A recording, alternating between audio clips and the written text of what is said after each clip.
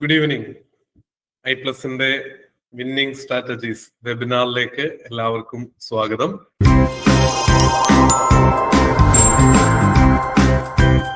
എല്ലാവരും അപ്ലൈ ചെയ്തോ? അതോ അപ്ലൈ ചെയ്യാനായിട്ട് വെബിനാർ കൂടി കണ്ടു കഴിഞ്ഞിട്ട് അപ്ലൈ ചെയ്യാന്ന് കരുതിയിരിക്കുകയാണോ? വെബ്സൈറ്റ് ഒന്ന് മാറിയിട്ടുണ്ടല്ലേ? nic.in ആയിട്ടുണ്ടല്ലേ? ഓക്കെ. ഇന്നത്തെ സെഷനിൽ പ്രധാനമായിട്ടും നിങ്ങളുടെ ഒരു എക്സ്പെക്ടേഷൻ എന്തൊക്കെയാ?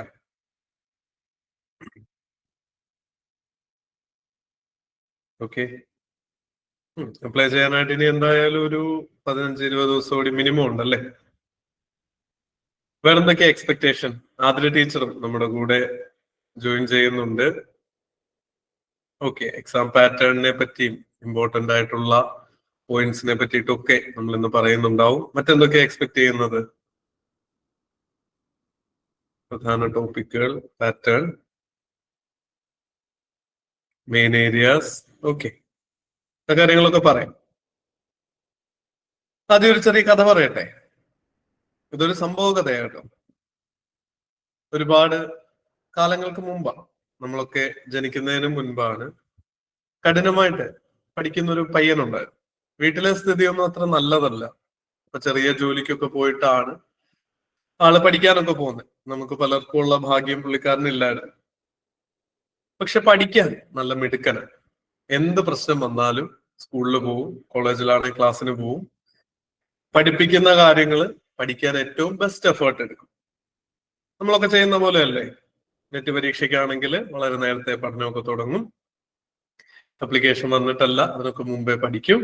കൃത്യമായിട്ട് പഠിക്കുന്നു തീരുമാനിച്ച എല്ലാ ദിവസവും പഠിക്കും. എപ്പോഴും ഓർമ്മയുണ്ടാവും മനസ്സിൽ, ഇന്ത്യയിലെ ഏറ്റവും ടോപ്പ് 1% ആൾക്കാർ എന്റെ സബ്ജക്ട് ഏരിയയിൽ എത്തണം, അതെനിക്കൊരു അഭിമാനമാണ്. അതുപോലെ പഠിക്കുന്ന ഒരു മനുഷ്യനായിരുന്നു. പഠിച്ച് വീട്ടിലെ ദാരിദ്ര്യത്തിലും ബുദ്ധിമുട്ടിന്റെ ഇടയിലൊക്കെ എളിമയോടെയാ ജീവിതകാലം മുഴുവൻ ജീവിച്ചത്. പക്ഷെ വലുതായപ്പോ അദ്ദേഹത്തിന് ഒരു വെളിപ്പേരൊക്കെ കിട്ടി. അത് കേട്ടാൽ നിങ്ങൾക്ക് ആളെ മനസ്സിലാവും. The missile man of India കേട്ടിട്ടുണ്ടോ?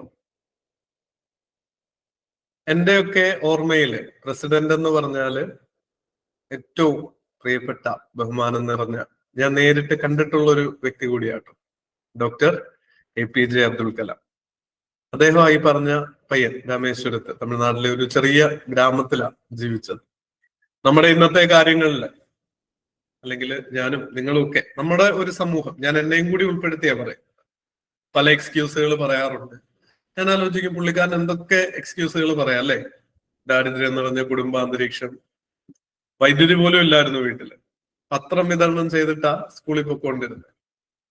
പുള്ളിക്കാരൻ പഠിപ്പിക്കലിനെയും അധ്യാപനത്തെയും കുട്ടികളെയൊക്കെ ഇത്രയും സ്നേഹിച്ച, യുവാക്കളെയൊക്കെ സ്നേഹിച്ച ഒരു മനുഷ്യന്.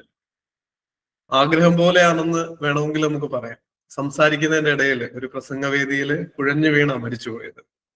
അപ്പോഴും സമ്പാദ്യം നോക്കുമ്പോൾ ഒരു കോട്ടും സ്യൂട്ടും, 2-3 പാന്റുകള്, കുറച്ചധികം പുസ്തകങ്ങള്, ഇത് മാത്രമേ ഉണ്ടായിരുന്നുള്ളൂ.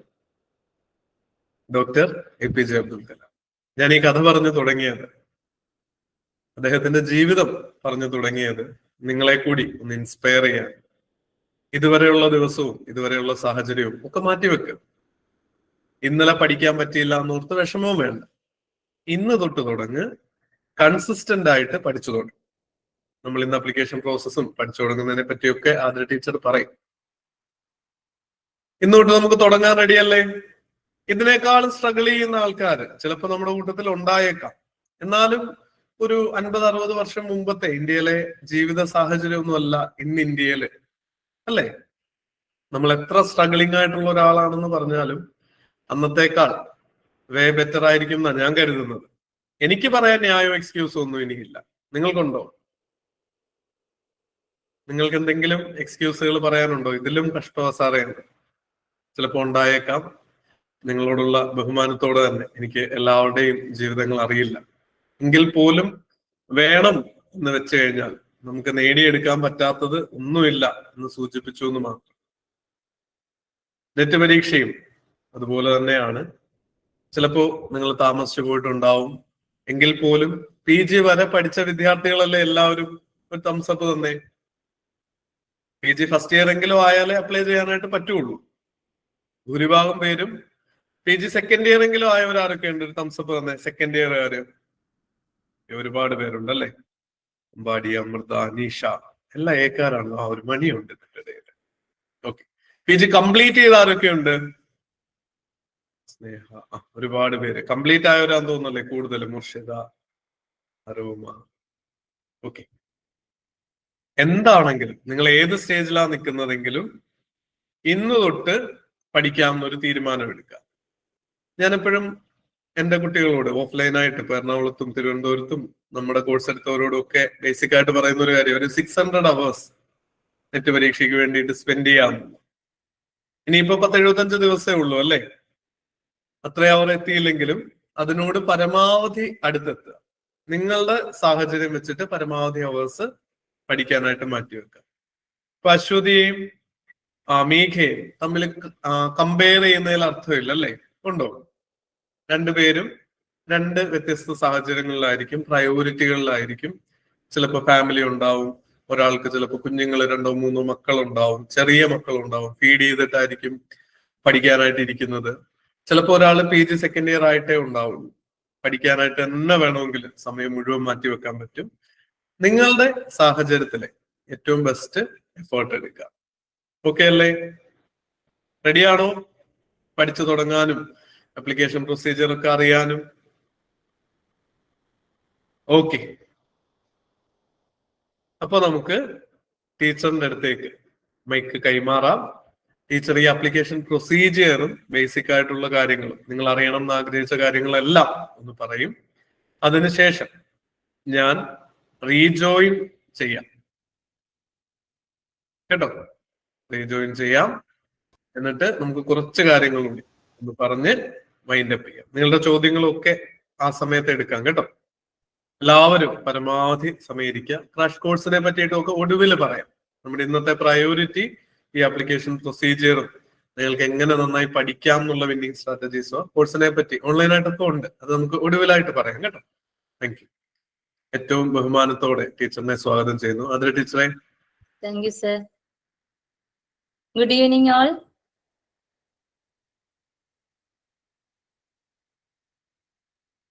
എല്ലാവരും സുഖമായിട്ടിരിക്കുന്നു?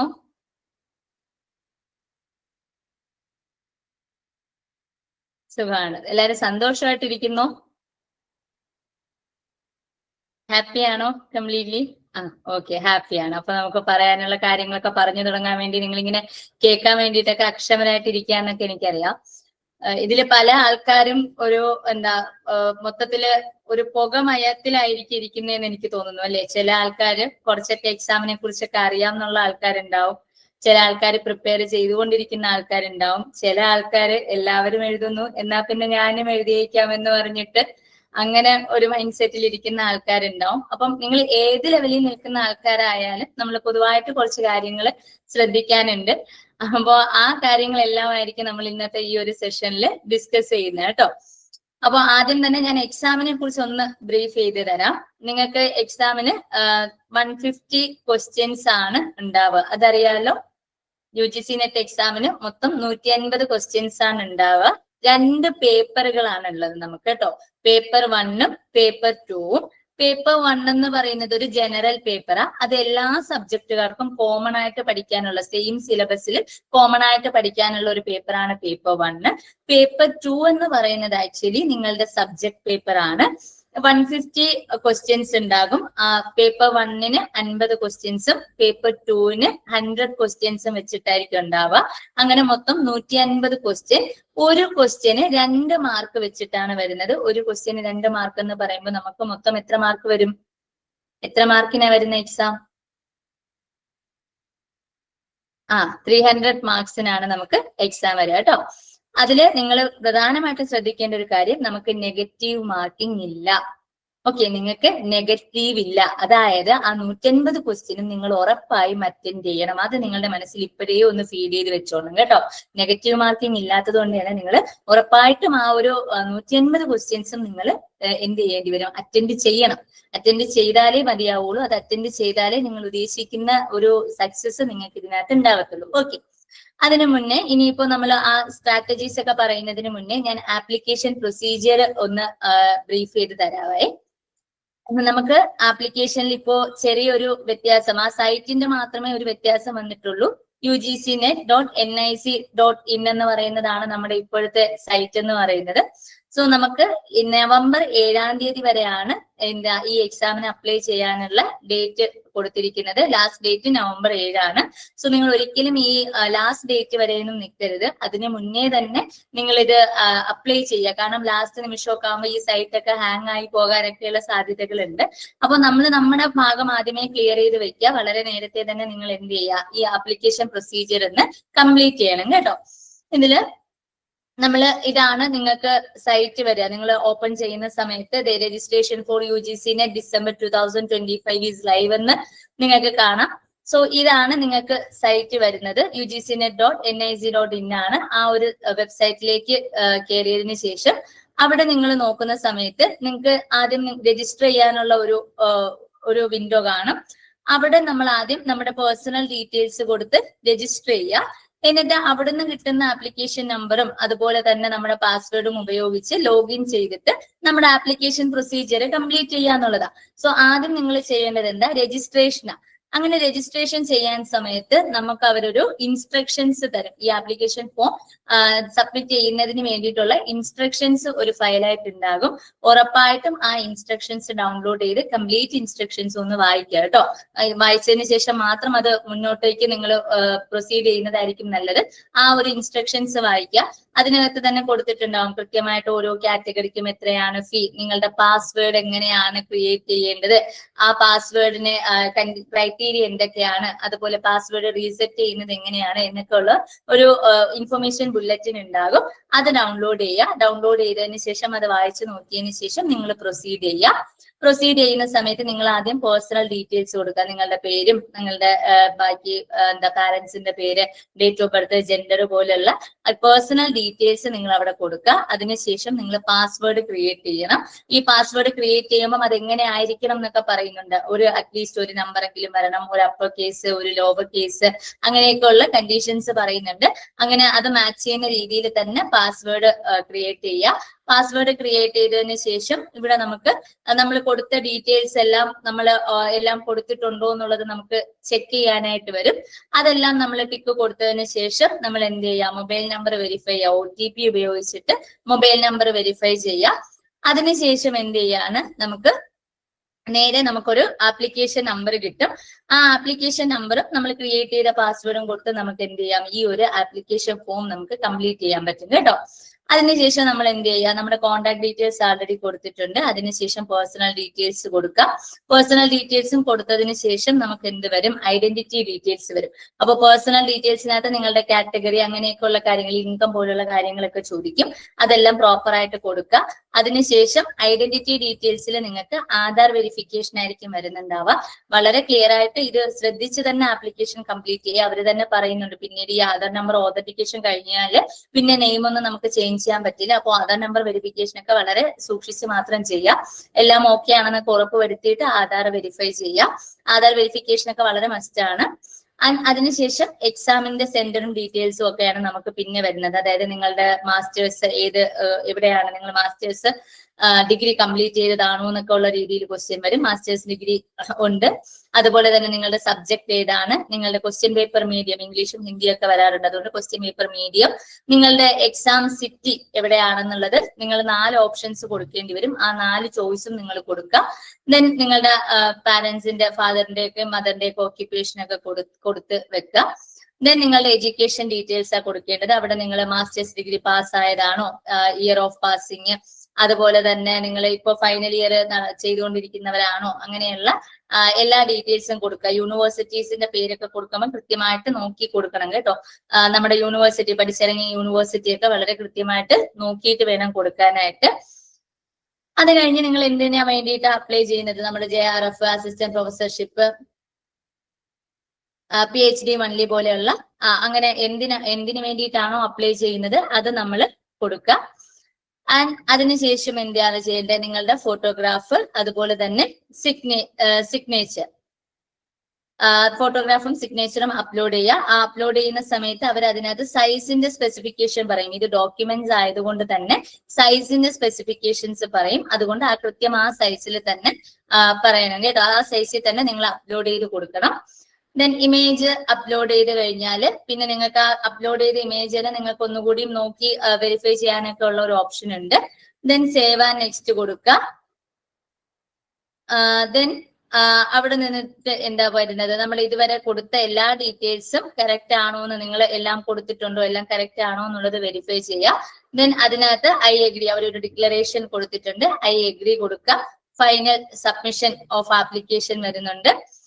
ആൻഡ് അതിനുശേഷം നമ്മൾ നേരെ ഫീ പേയ്മെന്റിലോട്ടാ പോകുന്നത്. നിങ്ങൾക്ക് ഫീ ഓരോ കാറ്റഗറിക്കും എത്രയാണ് ഫീ എന്നുള്ളത് ഇൻഫർമേഷൻ ബുള്ളറ്റിനിൽ തന്നെ സ്പെസിഫൈ ചെയ്തിട്ടുണ്ട്. അപ്പൊ ആ പറയുന്ന ഫീ തന്നെ എന്ത് ചെയ്യുക, അവിടെ കൊടുക്കുക. നിങ്ങൾ ഫീ പേ ചെയ്തതിന് ശേഷം നിങ്ങൾക്ക് എന്ത് ചെയ്യും, നിങ്ങളുടെ ആപ്ലിക്കേഷൻ പ്രോസസ് ആക്ച്വലി കംപ്ലീറ്റ് ആവും കേട്ടോ. ഇങ്ങനെയാണ് ഇത്. വളരെ ശ്രദ്ധിച്ച് തന്നെ ഈ ആപ്ലിക്കേഷൻ പ്രോസസ്സ് കംപ്ലീറ്റ് ചെയ്യുക എന്നുള്ളതാണ് മെയിൻ.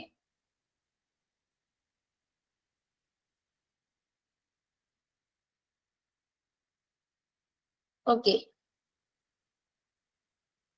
സോ ഇനി ഞാൻ പറയാനായിട്ട് പോകുന്നത് നമ്മുടെ എക്സാം സ്ട്രാറ്റജീസ് ആണ്. ഓക്കെ, നമ്മൾ എക്സാം സ്ട്രാറ്റജീസ് ആണ് ഇനി പറയാനായിട്ട് പോകുന്നത്. നിങ്ങൾ എല്ലാവരും കുറെ അധികം കൺഫ്യൂഷൻസിൽ ഇരിക്കുമായിരിക്കൂലേ? അതായത് ഇനി എങ്ങനെയാ പഠിക്കേണ്ടത്, നിങ്ങളുടെ ഡൗട്ട് എല്ലാം എന്തായിരിക്കും എന്നറിയോ? മെയിൻ ആയിട്ടും ഒരു 75 ദിവസത്തിൽ ഇനി എന്ത് ചെയ്യാൻ പറ്റും, അല്ലെങ്കിലും എന്താ ഇത്ര ദിവസമേ ഉള്ളൂ, നമുക്ക് ഇത്രയും അധികം കാര്യങ്ങൾ, 2 പേപ്പർ എന്താണ് 2 പേപ്പർ പഠിക്കാനായിട്ടുണ്ട്. ഈ 2 പേപ്പറും ഈ ഒരു 75 ദിവസത്തിനുള്ളിൽ പഠിച്ചു തീരുമോ, ഇത് എങ്ങനെയാ പഠിക്കേണ്ടത്, എന്താ പഠിക്കേണ്ടത് എന്നൊക്കെ ഉള്ള വളരെയധികം കൺഫ്യൂഷൻസ് നിങ്ങൾക്ക് ഉണ്ടാവും. അപ്പം നിങ്ങൾ ആദ്യം ചെയ്യേണ്ടത് എന്താണെന്നറിയോ? നിങ്ങളുടെ മനസ്സിനെ ഒന്ന് കാമാക്കി വെക്കുക എന്നുള്ളതാണ്. നിങ്ങൾ ഇങ്ങനെ എന്താ പാനിക് ആയിട്ട് ഇത് ഇത്രയും ഇങ്ങനെയൊന്നും തീരില്ല എന്നുള്ള ഒരു മൈൻഡ് സെറ്റ് മാറ്റിയിട്ട് ഒന്ന് കാമാവുക. മനസ്സൊന്ന് കാമാക്കി വെച്ചിട്ട് നമ്മൾ സ്റ്റാർട്ട് ചെയ്യാൻ ഒന്ന് തീരുമാനിക്കുക. എപ്പോഴും പറ്റുന്ന ഒരു പ്രശ്നം, നിങ്ങൾ ഈ എക്സാമിന് ഇത് അപ്ലൈ ചെയ്തു, നിങ്ങൾ ഈ ഒരു 75 ദിവസവും നിങ്ങൾ ഉപയോഗിക്കുന്നില്ല എന്ന് വെക്കുക. ഈ 75 ദിവസവും യൂസ് ചെയ്യാണ്ട് നിങ്ങൾ നേരെ എക്സാമിന് പോയി ഇരിക്കുവാണ്. ഞാൻ ഷുവർ ആയിട്ടും ഞാൻ പറയാം, നിങ്ങൾ ആ എക്സാം എഴുതുന്ന സമയത്ത് നിങ്ങൾക്ക് നിങ്ങളുടെ മനസ്സിൽ കൂടി പോകുന്ന ഒരു തോട്ട് എന്താണെന്നറിയോ? ഞാൻ കുറച്ചുകൂടി നോക്കിയിട്ട് വരാമായിരുന്നു. നിങ്ങൾക്ക് തന്നെ മുന്നത്തെ എക്സാമിന്, ഈ പ്രിപ്പയർ ചെയ്യാത്ത എക്സാമിനൊക്കെ പോയിരുന്ന് എഴുതുന്ന സമയത്ത് നിങ്ങൾക്ക് തോന്നിയിട്ടില്ലേ? ഇല്ലേ? ഞാൻ എന്നാലും കുറച്ചെങ്കിലും നോക്കിയിട്ട് വരായിരുന്നു. ഇതൊക്കെ എനിക്ക് അറിയുന്നത്, പ്രത്യേകിച്ച് നെറ്റ് എക്സാമിന്റെ കഴിഞ്ഞിറങ്ങിയിട്ട് വരുന്ന സമയത്ത് ഒരു പകുതി കൂടുതൽ കുട്ടികളുടെ മനസ്സിൽ ഇതാ, കുറച്ചുകൂടിയും നോക്കിയെങ്കിൽ എനിക്ക് കിട്ടിയേനെ, എനിക്ക് നോക്കാനുള്ളതേ ഉണ്ടായിരുന്നുള്ളൂ. ക്വസ്റ്റ്യനിൽ പലതും എനിക്ക് അറിയായിരുന്നു, പക്ഷെ നമ്മൾ എന്താ പറ്റാത്തത്, നമ്മൾ പഠിച്ചില്ല, അതുകൊണ്ടാ അല്ലെ? അപ്പം ഈ 75 ദിവസം എന്ന് പറയുന്നത് നമുക്ക് 75 ദിവസമേ ഉള്ളൂ എന്ന് നിങ്ങൾ ചിന്തിക്കണ്ട. എന്ത് ചെയ്യുക, 75 ദിവസം ഉണ്ട് എന്ന് ചിന്തിക്കാം. നമ്മളെല്ലാം ഇങ്ങനെ ഈ പോസിറ്റീവായിട്ട് ചിന്തിക്കുക എന്ന് പറയില്ല, അങ്ങനെയാ. നമ്മൾ ഇനി ഒരു 75 ദിവസം നമ്മുടെ കയ്യിൽ ഉണ്ട്. ഓക്കെ, അപ്പോ നമ്മൾ ആദ്യത്തെ സ്റ്റെപ്പ് നിങ്ങൾ ചെയ്യേണ്ടത് എന്താണെന്നറിയോ? നിങ്ങളുടെ സിലബസ് ഒന്ന് ഡൗൺലോഡ് ചെയ്തെടുക്കുക. ഓക്കെ, നിങ്ങൾ ഇപ്പം പ്രിപ്പയർ ചെയ്തുകൊണ്ടിരിക്കുന്നവരാണെങ്കിലും ഇതുവരെയും തുടങ്ങാത്ത ആൾക്കാരാണെങ്കിലും ഒക്കെ ചെയ്യേണ്ടത് എന്താണെന്നറിയോ? നിങ്ങളുടെ സിലബസ് ഉറപ്പായിട്ടും കയ്യിലുണ്ടാവണം.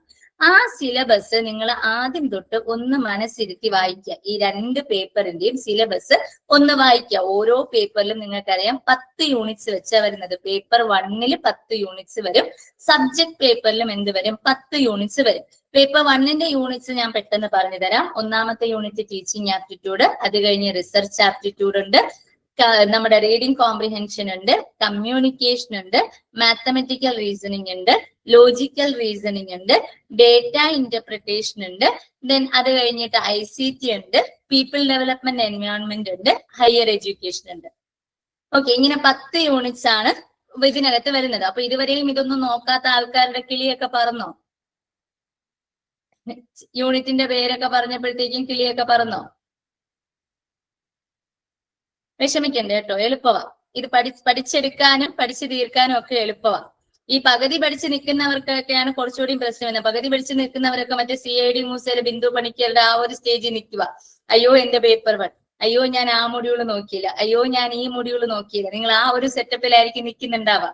പിന്നെ പഠിക്കാത്ത ആൾക്കാർക്ക് പിന്നെ ഒന്നും കുഴപ്പമില്ല, നമ്മൾ എന്ത് നോക്കാൻ എവിടെ നിന്ന് നോക്കാൻ അല്ലേ. ഇതുവരെയും തുടങ്ങാത്ത ആൾക്കാർക്ക് അങ്ങനെ ഒരു സംഭവമാണ്.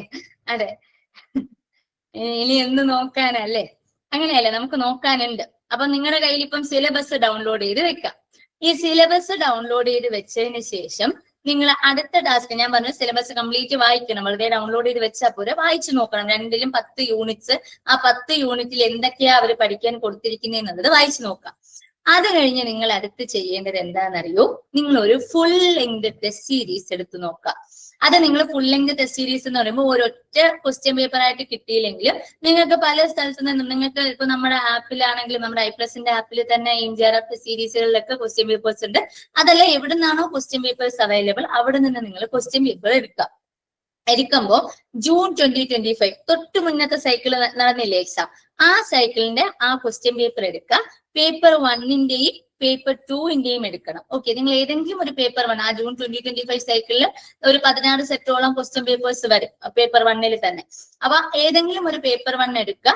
ആ പേപ്പർ 1ന്റെ കൂടെ നിങ്ങളുടെ ജൂൺ 2025 എക്സാമിന്റെ ക്വസ്റ്റ്യൻ പേപ്പർ എടുക്കുക. അതൊരു 3 hours ഇരുന്ന് വർക്ക് ചെയ്യുക. കാരണം നമ്മുടെ എക്സാം എന്ന് പറയുന്നത് 3 hours ആണ്. ഈ 3 hours എക്സാമിനകത്ത് നിങ്ങൾക്ക് എന്തില്ല, ഒരു ബ്രേക്ക് ഇല്ല. നിങ്ങൾക്ക് ഫുൾ ഒറ്റ സ്ട്രെച്ചിൽ ഇരുന്നാണ് നിങ്ങൾ എഴുതുന്നത്. നിങ്ങൾക്ക് ഇപ്പം സെക്കൻഡ് പേപ്പർ കഴിഞ്ഞതിന് ശേഷം വീണ്ടും ഫസ്റ്റ് പേപ്പറിൽ വന്ന് തിരുത്താനുള്ള അവസരങ്ങളൊക്കെ ഉണ്ട്. അതുകൊണ്ട് നിങ്ങൾക്ക് ഒറ്റ സ്ട്രെച്ചിലായിരിക്കും എക്സാം നടക്കുക, 3 hours-ലാണ്. അപ്പൊ അതേപോലെ നിങ്ങൾ ഒരു 3 hours-ൽ എന്തെടുക്കണം, എക്സാം എടുക്കണം. ഈ എക്സാം എടുക്കുമ്പോ എന്താ നമുക്ക് പറ്റുന്നതെന്നറിയോ, നമ്മളിപ്പോ എവിടെ നിൽക്കുന്നു എന്നറിയാം. അതല്ലേടാ ആദ്യം വേണ്ടത്. ആദ്യം നമ്മൾ എവിടെ നിൽക്കുന്നു എന്നറിഞ്ഞിട്ട് വേണ്ടേ നമ്മൾ മുന്നോട്ട് പോവാൻ, വേണ്ടേ? നമുക്ക് ഡയറക്ഷൻ ഇനി എങ്ങോട്ട് പോകണം എന്ന് അറിയണമെങ്കിൽ നമ്മൾ നിൽക്കുന്ന ലൊക്കേഷൻ അറിയണം, അല്ലെങ്കിൽ നമ്മൾ നിൽക്കുന്ന പൊസിഷൻ അറിയണം. അപ്പൊ ആദ്യം നമുക്കൊരു ധാരണ കിട്ടും. നമ്മൾ ഈ ഒരു പോയിന്റിൽ ഈ എക്സാം എഴുതി കഴിഞ്ഞാൽ എനിക്ക് ഒരു ആവറേജ് ഇത്ര മാർക്ക് കിട്ടും. ആ മാർക്ക് കൂടെ നോക്കണം കേട്ടോ, ഓഫീഷ്യൽ ആൻസർ കീ ഒക്കെ വെച്ചിട്ട് നിങ്ങൾ മാർക്ക് കൂടെ നോക്കണം. സോ ഈ ഒരു പോയിന്റിൽ ഞാൻ ഈ എക്സാം എഴുതുകയാണെങ്കിൽ എനിക്ക് ഇത്ര മാർക്ക് കിട്ടുമെന്ന് നിങ്ങൾക്ക് ഒരു ഐഡിയ കിട്ടി. ഇനി നിങ്ങൾ ചെയ്യേണ്ടത് എന്താണെന്നറിയോ, ആ ക്വസ്റ്റ്യൻ പേപ്പർ അങ്ങനെ, ആ മാർക്കും ഒക്കെ അങ്ങനെ വെച്ചിരിക്കാം. ഇനി നിങ്ങളുടെ കയ്യിലുള്ള ആ 75 ദിവസത്തിനെ നിങ്ങൾ ഒരു 3 പാർട്ടായിട്ട് തിരിക്കാം. ഈ 3 പാർട്ടായിട്ട് തിരിക്കുക എന്ന് പറഞ്ഞാല് ഒരു 25 ദിവസത്തിന്റെ ഫസ്റ്റ് പാർട്ട്, 40 ദിവസത്തിന്റെ ഒരു സെക്കൻഡ് പാർട്ട്, ലാസ്റ്റ് ഒരു 10 days. അങ്ങനെ ഈ 75 ദിവസത്തിനെ നിങ്ങൾ ഒരു 3 പാർട്ടായിട്ട് തിരിക്കാം. ഇങ്ങനെ 3 പാർട്ടായിട്ട് തിരിക്കുന്ന സമയത്ത് നിങ്ങൾക്ക് ഒരു ഐഡിയ കിട്ടും. ഓക്കെ, മൊത്തം 3 പാർട്ടുണ്ട്. ഈ 75 ദിവസത്തിന് ഇങ്ങനെയാണ് നിങ്ങൾക്കൊരു ഇങ്ങനെയാണ് ഡിവൈഡ് ചെയ്യേണ്ടതെന്നുള്ളൊരു ഐഡിയ നിങ്ങൾക്ക് കിട്ടി. ഇനി ഈ ഐഡിയ കിട്ടിയിട്ട് നിങ്ങൾ അങ്ങനെ വെച്ചിരിക്കുക. നിങ്ങൾ അറിയേണ്ട വേറൊരു കാര്യം, നമ്മുടെ പേപ്പർ 1-നകത്ത് റീഡിംഗ് കോംപ്രിഹെൻഷൻ എന്ന് പറയുന്ന ഒരു യൂണിറ്റ് ഉണ്ട്, 3ാമത്തെ യൂണിറ്റ്. സിലബസ് നോക്കുന്ന സമയത്ത് നിങ്ങൾക്കറിയാം. റീഡിംഗ് കോംപ്രിഹെൻഷൻ എന്ന് പറഞ്ഞാൽ എന്താണെന്നറിയോ? എന്താ റീഡിംഗ് കോംപ്രിഹെൻഷൻ? നമുക്കൊരു പാസേജ് തരും. ആ പാസേജിൽ നിന്നും 5 ക്വസ്റ്റ്യൻസ് ആ പാസേജ് റിലേറ്റഡ് തരും. എന്നിട്ട് അതിന് നിങ്ങൾ ആൻസർ ചെയ്യുക എന്നുള്ളത്. ആ പാസേജിൽ നിന്നുമുള്ള 5 ക്വസ്റ്റ്യൻസ് ആണ്. അപ്പൊ ആ പാസേജ് വായിച്ചിട്ട് ആ 5 ക്വസ്റ്റ്യൻസ് നിങ്ങൾ ആൻസർ ചെയ്യുക എന്നുള്ളതാണ് നിങ്ങൾക്ക് തരുന്ന ടാസ്ക്. ശരിക്കും പേപ്പർ 1-ല് ഒരു റീഡിംഗ് കോംപ്രിഹെൻഷൻ സെറ്റ് കാണും. അതായത് 5 ക്വസ്റ്റ്യൻ റീഡിംഗ് കോംപ്രിഹെൻഷനിൽ നിന്നാണ് പേപ്പർ 1-ല് വരിക. അത് ഷുവർ ആയിട്ടും 5 ക്വസ്റ്റ്യൻ വരും. അതുപോലെ നിങ്ങൾ ലേറ്റസ്റ്റ് ക്വസ്റ്റ്യൻ പേപ്പേഴ്സ് എടുത്ത് നോക്കിക്കഴിഞ്ഞാൽ നിങ്ങളുടെ സബ്ജക്ട് പേപ്പറിൽ 2 സെറ്റ് റീഡിംഗ് കോംപ്രിഹെൻഷൻ നോർമൽ ആയിട്ട് ഇപ്പൊ വന്ന് കാണുന്നുണ്ട്. എഴുതുന്ന ആൾക്കാർക്ക് അറിയാമില്ലേ? നിങ്ങളുടെ സബ്ജക്ട് പേപ്പറിലെ ലാസ്റ്റത്തെ ഒരു 10 ക്വസ്റ്റ്യൻ എന്ന് പറയുന്നത് റീഡിംഗ് കോംപ്രിഹെൻഷനാണ്. അപ്പോ നോക്കിക്കേ, മൊത്തം 15 ക്വസ്റ്റ്യൻസ് ആണ് നിങ്ങൾക്ക് റീഡിംഗ് കോംപ്രിഹെൻഷനിൽ നിന്ന് വരുന്നത്. അപ്പോ നിങ്ങൾ ഈ പഠിച്ചു തുടങ്ങുന്ന ദിവസം തൊട്ട് ഡെയിലി ഒരു റീഡിംഗ് കോംപ്രിഹെൻഷൻ വെച്ച് പ്രാക്ടീസ് ചെയ്യാം. ഈ റീഡിംഗ് കോംപ്രിഹെൻഷൻ ഒന്നും നമുക്ക് ഒരാളെ പഠിപ്പിച്ച് എടുക്കാൻ, അല്ലെങ്കിൽ നമ്മൾ ക്ലാസ് തന്ന് പഠിപ്പിക്കുക, അങ്ങനെയുള്ള ഒരു കാര്യമില്ല. പ്രാക്ടീസിലൂടെ മാത്രം സെറ്റ് ആവുന്ന ഒരു സംഗതിയാണ് റീഡിംഗ് കോംപ്രിഹെൻഷൻ എന്ന് പറയാം. അപ്പൊ നിങ്ങൾ ഈ കൺസിസ്റ്റന്റ് ആയിട്ട് നിങ്ങൾ എന്ത് ചെയ്യുക, ആദ്യത്തെ ദിവസം തൊട്ട് വോയിസ് ബ്രേക്ക് ആവുന്നുണ്ടോ? ഇല്ല കേട്ടോ. തൻസീമെ ഒന്ന് ലീവ് ചെയ്തിട്ട് റീജോയിൻ ചെയ്ത് നോക്കൂ കേട്ടോ. അപ്പോ നിങ്ങള് എന്ത് ചെയ്യാ, ഈ ഒരു റീഡിംഗ് കോംപ്രിഹെൻഷൻ നിങ്ങൾ പഠിച്ചു തുടങ്ങുന്ന ആദ്യത്തെ ദിവസം തൊട്ട് എക്സാമിന്റെ ഒരു 2 ദിവസം മുന്നേ വരെയും എന്ത് ചെയ്യണം, ഈ ഒരു റീഡിംഗ് കോംപ്രിഹെൻഷൻ പ്രാക്ടീസ് ചെയ്തുകൊണ്ടേയിരിക്കുക. ഈ റീഡിംഗ് കോംപ്രിഹെൻഷൻ പ്രാക്ടീസ് ചെയ്ത് കഴിഞ്ഞാല് നിങ്ങളുടെ പേപ്പർ 1 5 ക്വസ്റ്റ്യനും പേപ്പർ 2 10 ക്വസ്റ്റ്യനും ചേർത്ത് 15 ക്വസ്റ്റ്യൻ നിങ്ങളുടെ കയ്യിലായി. ഓക്കെ അല്ലേ? ഇനി ബാക്കിയുള്ള മാർക്കിന്റെ കാര്യം നമുക്ക് ആലോചിച്ചാൽ പോരെ. 15 ക്വസ്റ്റ്യൻ എന്ന് പറഞ്ഞ് 30 മാർക്ക് നിങ്ങൾക്ക് സെറ്റായി. ഇനി ബാക്കി മാർക്കിന് എന്ത് ചെയ്യും എന്നാണ് അടുത്ത നമുക്ക് ക്വസ്റ്റ്യൻ വരുന്നത്. ഇനി നമുക്ക് മാർക്ക് സ്കോർ ചെയ്യാൻ പറ്റുന്ന അടുത്ത ഏരിയ ആണ് ഡേറ്റ ഇന്റർപ്രിട്ടേഷൻ എന്ന് പറയുന്നത്. ഈ ഡേറ്റ ഇന്റർപ്രിട്ടേഷൻ ഒക്കെ എല്ലാവരും വളരെ പേടിച്ചിരിക്കുന്ന സംഗതി എന്താണെന്നറിയോ? നമ്മൾ ഈ ടേബിള് കാണുമ്പോൾ പേടിച്ചു പോകുന്നതാ. Actually paper 2 reading comprehension question ഉണ്ടാവും, നോർമലി വരുന്നുണ്ട്. ഈ ഡേറ്റ ഇന്റർപ്രിട്ടേഷൻ എന്ന് പറയുന്ന സമയത്ത് നിങ്ങൾ ഈ ടേബിള് കണ്ടാണ് പേടിക്കുന്നത്. ആക്ച്വലി നിങ്ങൾ കുറച്ച് ഡേറ്റ ഇന്റർപ്രിട്ടേഷൻ ക്വസ്റ്റ്യൻസ് ചെയ്ത് കഴിയുമ്പോൾ മനസ്സിലാകും ടേബിളിലെ നമ്പറുകൾ മാത്രമേ മാറുന്നുള്ളൂ. ഇവര് ചോദിക്കുന്ന ക്വസ്റ്റ്യൻ ഒക്കെ ഒരേ പാറ്റേൺ ആണ്. ഒരു 4-5 ഡേറ്റ ഇന്റർപ്രിട്ടേഷൻ ക്വസ്റ്റ്യൻസ് എടുത്ത് വായിച്ച് നോക്കിയാൽ തന്നെ നിങ്ങൾക്ക് മനസ്സിലാവും ഒരു നമ്പർ അല്ലെങ്കിൽ ഒരു ഡേറ്റ എന്ന് പറയുന്നത് മറ്റൊരു ഡേറ്റയുടെ എത്ര പെർസെന്റേജ് കൂടുതലാണ്, എത്ര പെർസെന്റേജ് കുറവാണ്, റേഷ്യോ തന്നിട്ട് നമ്പർ കണ്ടുപിടിക്കുക, നമ്പർ തന്നിട്ട് റേഷ്യോ കണ്ടുപിടിക്കുക. ഇങ്ങനെ പാറ്റേൺ എല്ലാം സെയിമാ. ഇതിനകത്തുള്ള നമ്പറുകൾ മാത്രമേ ഓരോ എക്സാമിനും മാറുന്നുള്ളൂ. കുറച്ചൊക്കെ ടഫായിട്ടൊക്കെ ചോദിക്കുന്നത് പിന്നെ ഒരു മിസ്സിംഗ് ടേബിൾ ഒക്കെ വരുന്നതാ. പക്ഷെ ബേസിക് കാര്യങ്ങൾ നിങ്ങൾ ആൾമോസ്റ്റ് സെറ്റ് ആക്കിയാൽ തന്നെ ഈ മിസ്സിംഗ് ടേബിൾ നിങ്ങൾക്ക് സുഖമായിട്ട് ചെയ്യാൻ പറ്റുന്നതേ ഉള്ളൂ. ഈ ഡേറ്റ ഇന്റർപ്രിട്ടേഷന്റെ ഒക്കെ ഒരു പ്രത്യേകത എന്ന് പറഞ്ഞു കഴിഞ്ഞാല് നിങ്ങൾ ഒന്ന് ശ്രമിച്ചു കഴിഞ്ഞാൽ ആ 5 ക്വസ്റ്റ്യൻ നിങ്ങൾക്ക് സുഖമായിട്ട് എഴുതിയെടുക്കാൻ പറ്റും. പറയുന്നത് മനസ്സിലാവുന്നുണ്ടോ? അതായത് നമ്മൾ ഈ പേടിക്കാതെ നിങ്ങളൊന്ന് ശ്രമിച്ചു നോക്കുക. ഇപ്പൊ നമ്മുടെ ഓഫ്ലൈനിൽ വരുന്ന കുട്ടികളായാൽ പോലും ഇങ്ങനെ പേടിച്ചിട്ട ഈ ഡേറ്റ ഇന്റർപ്രിട്ടേഷൻ അറ്റൻഡ് ചെയ്യാത്തത് എന്നൊക്കെ തുടക്കത്തിൽ പറഞ്ഞിട്ട് ഇപ്പൊ മാർക്ക് നമ്മൾ ചെയ്യുന്ന സമയത്ത് സുഖമായിട്ട് മാർക്ക് കിട്ടുന്ന കുട്ടികളുണ്ട്. അപ്പം നമുക്ക് പേടിക്കാണ്ടിരിക്കുക എന്നുള്ളതാണ് മെയിൻ. നമ്മൾ വെറുതെ ചെയ്ത് നോക്കുക. ഇപ്പൊ ആദ്യം തൊട്ടേ നിങ്ങൾ ചെയ്ത് തുടങ്ങുമ്പോ ഒരു ഡേറ്റ ഇന്റർപ്രിട്ടേഷൻ ക്വസ്റ്റ്യൻ എടുക്കുക, നിങ്ങൾക്ക് അറിയുന്ന പോലെ ചെയ്ത് നോക്കുക. ആ ചെയ്തിട്ട് കിട്ടിയില്ല എന്നുണ്ടെങ്കിൽ പോട്ടെ, നിങ്ങൾക്ക് ആദ്യം ചെയ്യുന്ന സമയത്ത് ഒന്നും കിട്ടിയില്ല പോട്ടെ. പക്ഷെ നിങ്ങൾ അവിടെ വെച്ചിട്ട് സ്റ്റോപ്പ് ചെയ്യാണ്ട് നിങ്ങൾ അതിന്റെ എക്സ്പ്ലനേഷൻസ് നോക്കുക. നിങ്ങൾക്ക് ഇപ്പൊ ഒത്തിരി അധികം സോഴ്സസ് ഉണ്ട്. ഒരു ക്വസ്റ്റ്യന്റെ എക്സ്പ്ലനേഷൻ നോക്കാൻ ഒത്തിരി അധികം സോഴ്സുകളുണ്ട്. അപ്പൊ നിങ്ങൾ ആ ഒരു ക്വസ്റ്റ്യന്റെ എക്സ്പ്ലനേഷൻ നോക്കുക, അത് വെച്ചിട്ട് നിങ്ങൾ ആൻസർ കണ്ടുപിടിക്കുക. വീണ്ടും എന്ത് ചെയ്യുക, ഓരോ ദിവസവും ഇതുപോലെ കൺസിസ്റ്റന്റ് ആയിട്ട് ഡേറ്റ ഇന്റർപ്രിട്ടേഷൻ പ്രാക്ടീസ് ചെയ്യുക. 4 to 5 മാർക്സ് നിങ്ങൾക്ക് അവിടെ 4 to 5 ക്വസ്റ്റ്യൻസ് നിങ്ങൾക്ക് അവിടെ സേഫ് ആവും. പറയുന്നത് മനസ്സിലാവുന്നുണ്ടോ? നിങ്ങൾക്ക് ബാക്കി തിയററ്റിക്കൽ ആയിട്ടുള്ള പാർട്ട് പേപ്പർ 1 കാര്യമാണ് പറയുന്നത്. ഈ തിയററ്റിക്കൽ ആയിട്ടുള്ള പാർട്ട് നിങ്ങൾ പഠിച്ച് മാർക്ക് നേടുന്നതിനേക്കാളും കുറച്ചുകൂടിയും ഈസി നിങ്ങൾ ഈ ഡേറ്റ ഇന്റർപ്രിട്ടേഷനിൽ മാർക്ക് സെക്യൂർ ചെയ്യുന്നതാ. നിങ്ങൾ മാത്സ് അറിയില്ല എന്നുള്ള അങ്ങനത്തെ ഒരു സംഗതി ഒന്നും നിങ്ങൾ വിചാരിക്കരുത്. കാരണം ഇതിനകത്ത് നമുക്ക് ഈ വലിയ മാത്സ് ഒന്നും വേണ്ട. ഈ ട്രിഗണോമെട്രി, ജോമെട്രി എന്നൊക്കെ പറയുന്ന വലിയ മാത്സ് ഒന്നും നമുക്ക് വേണ്ട. നമുക്ക് വേണ്ടത് ഒരു 10ാം ക്ലാസ് ലെവലുള്ള മാത്സ് മതി. അതാണ് നോർമലി നെറ്റിന് വരുന്നത്. ഡേറ്റ ഇന്റർപ്രിട്ടേഷനിലെ ക്വസ്റ്റ്യൻസ് ചെയ്യാനായാലും ആ ഒരു ലെവലിലുള്ള മാത്സ് മതി നമുക്ക്. അപ്പം ഡേറ്റ ഇന്റർപ്രിട്ടേഷൻ എന്ത് ചെയ്യുക, നിങ്ങൾ ആദ്യം ഒന്ന് സെക്യൂർ ചെയ്ത് വെക്കുക. അപ്പൊ നമ്മുടെ റീഡിംഗ് കോംപ്രിഹെൻഷനിൽ നിന്ന് ഒരു 30 മാർക്ക് സെറ്റായി, ഡേറ്റ ഇന്റർപ്രിട്ടേഷനിൽ നിന്നും ഒരു 10 മാർക്ക്, ഇത്രയും മാർക്ക് നിങ്ങൾ ആദ്യമേ സേഫ് ആയിട്ട് വെക്കാം. ഓക്കെ ആണോ? അത്രയും ചെയ്യാൻ പറ്റുമോ? പക്ഷെ ഡെയിലി പ്രാക്ടീസ് ചെയ്യണം കേട്ടോ. ഇത് ഡെയിലി പ്രാക്ടീസ് ചെയ്യാതെ നിങ്ങൾ ആദ്യത്തെ ദിവസം പ്രാക്ടീസ് ചെയ്തു, പിന്നെ ഇവിടെ എന്ത് ചെയ്യാണ്, കുറച്ച് ദിവസം കഴിഞ്ഞിട്ടാണ് വീണ്ടും ഇത് എടുക്കുന്നതെന്നുണ്ടെങ്കിൽ നിങ്ങൾക്ക് കണക്ഷൻ കിട്ടില്ല. ഡെയിലി പ്രാക്ടീസ് ചെയ്തിട്ടേ കാര്യമുള്ളൂ. ഓക്കെ. ഇനി അവിടെ നിന്നിട്ട് നിങ്ങൾ ചെയ്യേണ്ടത്, ഞാൻ പറഞ്ഞു നമ്മൾ മറ്റേ ഡേയ്സ് ഡിവൈഡ് ചെയ്ത് വെച്ചിട്ടുണ്ട് അല്ലെ. 25 ദിവസമുണ്ട്, അത് കഴിഞ്ഞൊരു 40 ദിവസം, അത് കഴിഞ്ഞൊരു 10 ദിവസം എന്ന് പറഞ്ഞാൽ നമ്മൾ ഡിവൈഡ് ചെയ്ത് വെച്ചിരിക്കുന്നത്. ഇതില് നിങ്ങൾ ഒന്ന് സിലബസ് ശ്രദ്ധിച്ച് വായിച്ചു കഴിഞ്ഞാല് 2 പേപ്പറിലും നിങ്ങൾക്ക് പെട്ടെന്ന് തീർക്കാൻ പറ്റുന്ന ഒരു 4 to 6 യൂണിറ്റ്സ് ഉറപ്പായിട്ടും ഉണ്ടാവും. ഈ പെട്ടെന്ന് തീർക്കാനെന്ന് ഞാൻ ഉദ്ദേശിക്കുന്നത്, ഇപ്പം പേപ്പർ 2-ലൊക്കെ ഒരു 10 യൂണിറ്റ്സ് ഉണ്ടെങ്കിലും എല്ലാ യൂണിറ്റിനും നിങ്ങൾക്ക് ഒരേ എഫേർട്ട് വേണ്ടി വരില്ല. അതായത് ഇപ്പൊ നിങ്ങൾ PG ഒക്കെ കഴിഞ്ഞ സെയിം സബ്ജക്റ്റിൽ തന്നെയാണ് നിങ്ങൾ എന്ത് എഴുതുന്നത്, നെറ്റ് എഴുതുന്നത്. നിങ്ങൾ PG പഠിച്ചുകൊണ്ടിരുന്ന സമയത്ത് നിങ്ങൾക്ക് താല്പര്യമുള്ള സബ്ജക്റ്റ് അല്ലെങ്കിൽ നിങ്ങൾക്ക് അപ്പർ ഹാൻഡ് ഉള്ള ഏതെങ്കിലും ഒരു സബ്ജക്റ്റ് ഉണ്ടാവില്ലേ? ഏതെങ്കിലും ഒരു പേപ്പർ ഉണ്ടാവില്ലേ? ഇല്ലേ? ഇപ്പൊ പലരും വിചാരിക്കുമായിരിക്കും അങ്ങനെയൊന്നും ഇല്ല മിസ്സേ, എല്ലാം ഒരുപോലെയൊക്കെ തന്നെ. അങ്ങനെയാണോ? എന്ത് പാട്, എന്ത് എളുപ്പം, എല്ലാം ഒരുപോലെയൊക്കെ തന്നെ ഇരിക്കും. എന്ത് കാണുമ്പോഴും ഒരുപോലെയൊക്കെ തന്നെ ഇരിക്കും അല്ലേ? നിങ്ങൾക്ക് സേഫ് ആയിട്ട് ആ പേപ്പർ 2 സിലബസ് നോക്കുമ്പോൾ നിങ്ങൾക്ക് മനസ്സിലാവും, നിങ്ങൾക്ക് സേഫ് ആയിട്ട് പെട്ടെന്ന് തീർക്കാൻ പറ്റും. വലിയ എഫേർട്ട് ഒന്നും വേണ്ട, അല്ലെങ്കിൽ ഒത്തിരി ദിവസങ്ങളൊന്നും വേണ്ട. അങ്ങനെയുള്ള കുറച്ച് മൊഡ്യൂൾസ്, ഈസി മൊഡ്യൂൾസ് കാണും, ഈസി യൂണിറ്റുകൾ കാണും. അങ്ങനെ അവനവന് താല്പര്യമുള്ള ഏരിയാസ്, അല്ലെങ്കിൽ നമുക്ക് വളരെ കുറച്ച് മാത്രമേ വരത്തുള്ളൂ എന്നൊക്കെ ഉള്ള ഏരിയാസ് നിങ്ങൾ എന്ത് ചെയ്യണം, നിങ്ങൾ ആദ്യമേ ഒന്ന് മനസ്സിലാക്കി വെക്കണം. എന്നിട്ട് ഈ ആദ്യത്തെ 25 ദിവസത്തിനുള്ളിൽ എന്ത് ചെയ്യുക, ഇങ്ങനെയുള്ള ഏരിയാസ് അങ്ങ് തീർക്കുക. അപ്പൊ നമുക്കൊരു കോൺഫിഡൻസ് വരും, നമ്മൾ ഇത്രയും മൊഡ്യൂൾ ഉള്ളതിൽ ഇത്ര മൊഡ്യൂൾസ് പഠിച്ച് തീർത്തു എന്നൊരു കോൺഫിഡൻസ് കിട്ടാൻ സഹായിക്കും. അപ്പം നിങ്ങൾ ഈ പഠിക്കുന്ന സമയത്ത് ഇത് എങ്ങനെ പഠിക്കും, ഇതിനകത്ത് നിന്ന് എന്തൊക്കെയാ വരുന്നത് എന്നൊക്കെ നമുക്ക് ഐഡിയ കിട്ടാനാണ് ഞാൻ ആദ്യം ഫുൾ ലെങ്ത് എക്സാം എടുക്കാൻ പറഞ്ഞത്. കാര്യം മനസ്സിലാവുന്നുണ്ടോ? ആദ്യം ഫുൾ ലെങ്ത് എക്സാം എടുക്കുമ്പോൾ വെറുതെ എക്സാം എടുത്ത് മടക്കി വെക്കാനല്ല, ആ എക്സാം എടുത്തിട്ട് ഓരോ ക്വസ്റ്റ്യൻ പേപ്പർ എടുത്ത് കഴിഞ്ഞതിന് ശേഷം ഓരോ ക്വസ്റ്റ്യൻസ് ഇരുന്ന് വായിച്ചു നോക്കണം. അപ്പൊ നിങ്ങൾക്ക് ഓരോ ഏരിയയിലും ഇവർ എങ്ങനെയാ ക്വസ്റ്റ്യൻ ചോദിക്കുന്നതെന്ന് മനസ്സിലാവും. അപ്പൊ ആദ്യത്തെ 25 ദിവസത്തിൽ നിങ്ങൾ ചെയ്യേണ്ടത് എന്താ, നിങ്ങൾക്ക് ഈസി ആയിട്ടുള്ള കുറച്ച് യൂണിറ്റ്സ് നിങ്ങൾ അങ്ങ് പഠിക്കുക എന്നുള്ളതാ.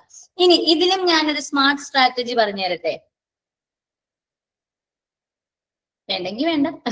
ഓക്കെ, അതായത് ഈ 25 ദിവസത്തിലെ നിങ്ങൾക്ക് ഈ ചില സബ്ജക്റ്റുകൾ, എല്ലാ സബ്ജക്റ്റിനും വർക്ക് ആവില്ല കേട്ടോ. സ്റ്റിൽ ചില സബ്ജക്റ്റുകാരുണ്ട്, നമ്മുടെ എക്കണോമിക്സ്, കൊമേഴ്സ്, മാനേജ്മെന്റ്, സൈക്കോളജി, ബാക്കി ഏതൊക്കെ സബ്ജക്റ്റിന് അത് ഓവർലാപ്പ് ചെയ്ത് വരുന്നതെന്ന് എനിക്കറിയില്ല, എനിക്കറിയുന്ന സബ്ജക്ട്സ് ആണ് ഞാൻ പറയുന്നത് കേട്ടോ. ഇങ്ങനെയുള്ള സബ്ജക്റ്റുകൾക്കൊക്കെ റിസർച്ച് എന്ന് പറയുന്നത് ഒരു സെപ്പറേറ്റ് യൂണിറ്റ് ആയിട്ട് നിങ്ങൾ പേപ്പർ 2 സിലബസിൽ കാണും ഇല്ലേ? നിങ്ങൾക്ക് PGയിലും ഒക്കെ പഠിക്കാൻ ഉണ്ടാവും റിസർച്ച് എന്ന് പറയുന്ന ഒരു യൂണിറ്റ്. ആ സെയിം റിസർച്ച് ആപ്റ്റിറ്റ്യൂഡ് എന്ന് പറയുന്ന മൊഡ്യൂള് നിങ്ങളുടെ പേപ്പർ 1ലും ഉണ്ട്. അപ്പം നിങ്ങൾക്ക് ഇത് രണ്ടും കൂടെ ഒരുമിച്ച് അങ്ങ് പഠിച്ചു കഴിഞ്ഞാൽ 2 യൂണിറ്റിലെയും ഓരോ മൊഡ്യൂൾ അങ്ങ് കവർ ആവില്ലേ? കാരണം രണ്ടിലും നിങ്ങൾക്ക് എന്താണ് പഠിക്കാനുള്ള കാര്യങ്ങളിലെല്ലാം ഓവർലാപ്പ് വരും. ആ റിസർച്ച് മെത്തഡോളജി പറയുന്നത് മനസ്സിലാവുന്നുണ്ടോ? നിങ്ങൾക്ക് ഓവർലാപ്പിംഗ് വരും. ഈ ഓവർലാപ്പിംഗ് വരുന്ന സമയത്ത് നിങ്ങൾ ഇത് രണ്ടും കൂടെ ആ ഒറ്റ സ്ട്രെച്ചിൽ അങ്ങ് പഠിച്ചു കഴിഞ്ഞാല് നിങ്ങൾക്ക് ഒരേ സമയത്ത് 2 മൊഡ്യൂൾ അങ്ങ് കഴിയും. അപ്പൊ നിങ്ങൾക്ക് എന്താ, വീണ്ടും വേറൊരു എഫേർട്ട് അതിനു വേണ്ടി, ആ ഒരു മൊഡ്യൂളിന് വേണ്ടി എടുക്കേണ്ടി വരുന്നില്ല. പറയുന്ന വീഡിയോ കിട്ടുന്നുണ്ടോ? അതുപോലെ തന്നെ ഇപ്പം നിങ്ങൾക്ക് ഈ BEd ഒക്കെ കഴിഞ്ഞ ആൾക്കാരാണെങ്കിൽ ടീച്ചിങ് ആപ്റ്റിറ്റ്യൂഡ് എന്ന് പറയുന്ന മൊഡ്യൂൾ കുറച്ചുകൂടിയും കംഫർട്ടബിൾ ആയിരിക്കും. അതാണ് ഞാൻ ഈസി മൊഡ്യൂൾ ഐഡന്റിഫൈ ചെയ്യാന്ന് പറയുന്നത്. ഇപ്പം കമ്പ്യൂട്ടർ സയൻസ്, കമ്പ്യൂട്ടർ ആപ്ലിക്കേഷൻ ഒക്കെ പഠിച്ച ആൾക്കാർക്കാണെങ്കിൽ ICT കുറച്ചുകൂടി ഈസി ആയിരിക്കും. കമ്മ്യൂണിക്കേഷൻ പഠിച്ച ആൾക്കാരാണെങ്കിൽ മാസ് കമ്മ്യൂണിക്കേഷൻ ജേർണലിസം ഒക്കെ പഠിക്കുന്ന ആൾക്കാരൊക്കെ ആണെങ്കിൽ കമ്മ്യൂണിക്കേഷൻ മൊഡ്യൂൾ ഈസി ആയിരിക്കും. അവർക്ക് ICT ഈസി ആയിരിക്കും. പറയുന്ന മനസ്സിലാവുന്നുണ്ടോ? നമുക്ക് കുറച്ചുകൂടി കംഫർട്ടബിൾ ആയിട്ട് പെട്ടെന്ന് തീർക്കാൻ പറ്റുന്ന യൂണിറ്റ്സ് ആദ്യം ഐഡന്റിഫൈ ചെയ്യുക. ആ യൂണിറ്റ്സ് അങ്ങ് ആദ്യമേ ഈ 25 ദിവസത്തിൽ പഠിച്ചു വെക്കുക എന്നുള്ളതാണ്. നമ്മൾ പ്രത്യേകിച്ച് ഓവർലാപ്പ് വരുന്നുണ്ടോ എന്നൊക്കെ നോക്കണം. അങ്ങനെ ഉണ്ടെങ്കിൽ ഒരുമിച്ച് അതങ്ങ് പഠിച്ചു തീർക്കുക. ഓക്കെ, ഇനി അതുപോലെ നിങ്ങൾ അറിയേണ്ട ഒരു കാര്യം, നമുക്ക് ലോജിക്കൽ റീസണിങ് എന്ന് പറയുന്ന ഒരു മൊഡ്യൂൾ ഉണ്ട്. ഈ ലോജിക്കൽ റീസണിങ് എന്ന് പറയുന്നതാണ് ഒരു സബ്ജക്റ്റുകാരും പഠിച്ചിട്ടില്ലാത്തൊരു മൊഡ്യൂള്. ലോജിക്കൽ റീസണിങ് ആയിരിക്കും. എനിക്ക് തോന്നുന്നു ഫിലോസഫിക്കാര് മാത്രമാണ് ഈ ലോജിക്കൽ റീസണിങ് പഠിക്കുന്നത്. അതല്ലാതെ ഒരു സബ്ജക്റ്റിൽ ഞാൻ ഇങ്ങനെ ഈ ലോജിക്ക് കണ്ടിട്ടില്ല. ഈ ലോജിക്കൽ റീസണിങ് ആയിരിക്കും ആർക്കും ഒരു ഐഡിയയും ഇല്ലാത്തൊരു സബ്ജക്റ്റ്. ഇനി മറ്റേ സിനിമയിൽ പറയുന്ന പോലെ, എന്നാ ഞാനൊരു സത്യം പറയട്ടെ, നിങ്ങൾക്ക് ഏറ്റവും കൂടുതൽ മാർക്ക് സ്കോർ ചെയ്യാൻ എളുപ്പം ലോജിക്കൽ റീസണിങ്. അതായത് നമ്മൾ ലോജിക്കൽ റീസണിങ് പഠിച്ചു കഴിഞ്ഞാൽ നമ്മൾ പഠിക്കുന്നതിൽ നിന്നും അതേപോലെ ക്വസ്റ്റ്യൻ വരുന്ന ഒരു അറ്റ്ലീസ്റ്റ് 4 ക്വസ്റ്റ്യൻ എങ്കിലും നമ്മൾ പഠിക്കുന്നത് പോലെ വരുന്ന ഒരു മൊഡ്യൂൾ എന്ന് പറയുന്നത്, ഒരു യൂണിറ്റ് എന്ന് പറയുന്നത് ലോജിക്കൽ റീസണിങ് ആണ്. അപ്പം നിങ്ങൾ അവിടെ എന്താ ചെയ്യേണ്ടേ? ഈ പറയുന്ന ലോജിക്കൽ റീസണിങ്ങും കൂടി ആദ്യത്തെ 25 ദിവസത്തിൽ അങ്ങ് കവർ ചെയ്ത് വെക്കാം. ഓക്കെ, ഇപ്പം നമുക്ക് എത്ര മൊഡ്യൂളോളം പേപ്പർ 1ൽ ഞാൻ പറഞ്ഞു തന്നു? ഡേറ്റ ഇന്റർപ്രിട്ടേഷൻ തീർക്കാൻ പറഞ്ഞു, റീഡിംഗ് കോംപ്രിഹെൻഷൻ. ഈ 2 മൊഡ്യൂള് നിങ്ങൾ ഈ പഠിച്ചു തുടങ്ങുന്ന തൊട്ട് അവസാനം വരെ നിങ്ങൾ ഇത് കണ്ടിന്യൂ ചെയ്ത് പഠിച്ചുകൊണ്ടിരിക്കും. അപ്പൊ പിന്നെ നിങ്ങൾക്ക് ഇനി പഠിക്കാൻ ആ 2 മൊഡ്യൂൾ പോയാൽ പിന്നെ 8 മൊഡ്യൂളേ ഉള്ളൂ. അതിൽ ലോജിക്കൽ റീസണിങ്ങിന്റെ കാര്യവും ഞാൻ പറഞ്ഞു. അത് കഴിഞ്ഞ് നിങ്ങൾക്ക് ഈസി ആയിട്ടുള്ള മൊഡ്യൂൾ, നിങ്ങൾക്ക് കംഫർട്ടബിൾ ആയിട്ടുള്ള 1ഓ 2ഓ മൊഡ്യൂൾ ഉറപ്പായിട്ടും എന്തിനകത്ത് ഉണ്ടാകും? ഈ ഒരു പേപ്പർ 1നകത്തുണ്ട്. ഇപ്പൊ എൻവയോൺമെന്റ് സയൻസ് ഒക്കെ പഠിച്ച ആൾക്കാരാണെങ്കിൽ പീപ്പിൾ ഡെവലപ്മെന്റ് എൻവയോൺമെന്റ് ഉണ്ട്. ഈ BEd ഒക്കെ കഴിഞ്ഞ ആൾക്കാരാണെങ്കിലും അതങ്ങനെയൊക്കെയുള്ള സബ്ജക്ട്സ് ഒക്കെ, ഏതൊക്കെ സബ്ജക്റ്റിനൊക്കെ നമ്മുടെ ഈ ആൻഷ്യന്റ് എഡ്യൂക്കേഷൻ നമ്മുടെ ഇൻഡിപെൻഡൻസ്, പോസ്റ്റ് ഇൻഡിപെൻഡൻസ് എഡ്യൂക്കേഷനെ കുറിച്ചിട്ടൊക്കെ പഠിക്കുന്ന ആൾക്കാരുണ്ട്, ഹയർ എഡ്യൂക്കേഷനെ കുറിച്ചിട്ട്. അപ്പൊ അവർക്ക് ഹയർ എഡ്യൂക്കേഷൻ കംഫർട്ടബിൾ ആയിരിക്കും. അപ്പൊ നിങ്ങൾക്ക് കംഫർട്ടബിൾ ആയിട്ടുള്ള ഏരിയ ആദ്യം ഐഡന്റിഫൈ ചെയ്യുക. ഐഡന്റിഫൈ ചെയ്തതിന് ശേഷം ആ എളുപ്പമുള്ള സംഗതികൾ നിങ്ങളായിട്ടൊരു പ്ലാൻ ഇട്ട് ആ ഒരു 25 ദിവസത്തിനുള്ളിൽ കവർ ചെയ്യുക. അതുപോലെ അവിടെ ലോജിക്കൽ റീസണിങ്ങും കൂടെ കവർ ചെയ്യാം. ഇനി ഈ 25 ദിവസത്തിൽ ഇനി ഒരു കാര്യം കൂടെ ചെയ്യണം. ഓരോ ആഴ്ചയും ഓരോ ടെസ്റ്റ് വെച്ച് നിങ്ങൾ എടുക്കണം. ഒരു ഫുൾ ക്വസ്റ്റ്യൻ പേപ്പർ നിങ്ങൾ വർക്ക്ഔട്ട് ചെയ്യണം. ഒരാഴ്ച ഒരു ഫുൾ ക്വസ്റ്റ്യൻ പേപ്പർ, പേപ്പർ 1-ന്റെയും പേപ്പർ 2-ന്റെയും ഒരു ഫുൾ ക്വസ്റ്റ്യൻ പേപ്പർ നിങ്ങൾ വർക്ക്ഔട്ട് ചെയ്യുക. ഈ ഒരു ഫുൾ ക്വസ്റ്റ്യൻ പേപ്പർ വർക്ക്ഔട്ട് ചെയ്യുക എന്ന് പറഞ്ഞു കഴിഞ്ഞാൽ ചുമ്മാതെ വെറുതെ ക്വസ്റ്റ്യൻ എടുത്തു ആൻസർ എഴുതി മടക്കി വെക്കുക, അങ്ങനെയല്ല. നിങ്ങൾ ഒരു ക്വസ്റ്റ്യൻ പേപ്പർ വർക്ക്ഔട്ട് ഒരാഴ്ച ഒരു ക്വസ്റ്റ്യൻ പേപ്പർ നിങ്ങൾ ചെയ്താൽ മതി. ആദ്യത്തെ 25 ദിവസത്തിൽ ഒരു ക്വസ്റ്റ്യൻ പേപ്പർ ചെയ്താൽ മതി.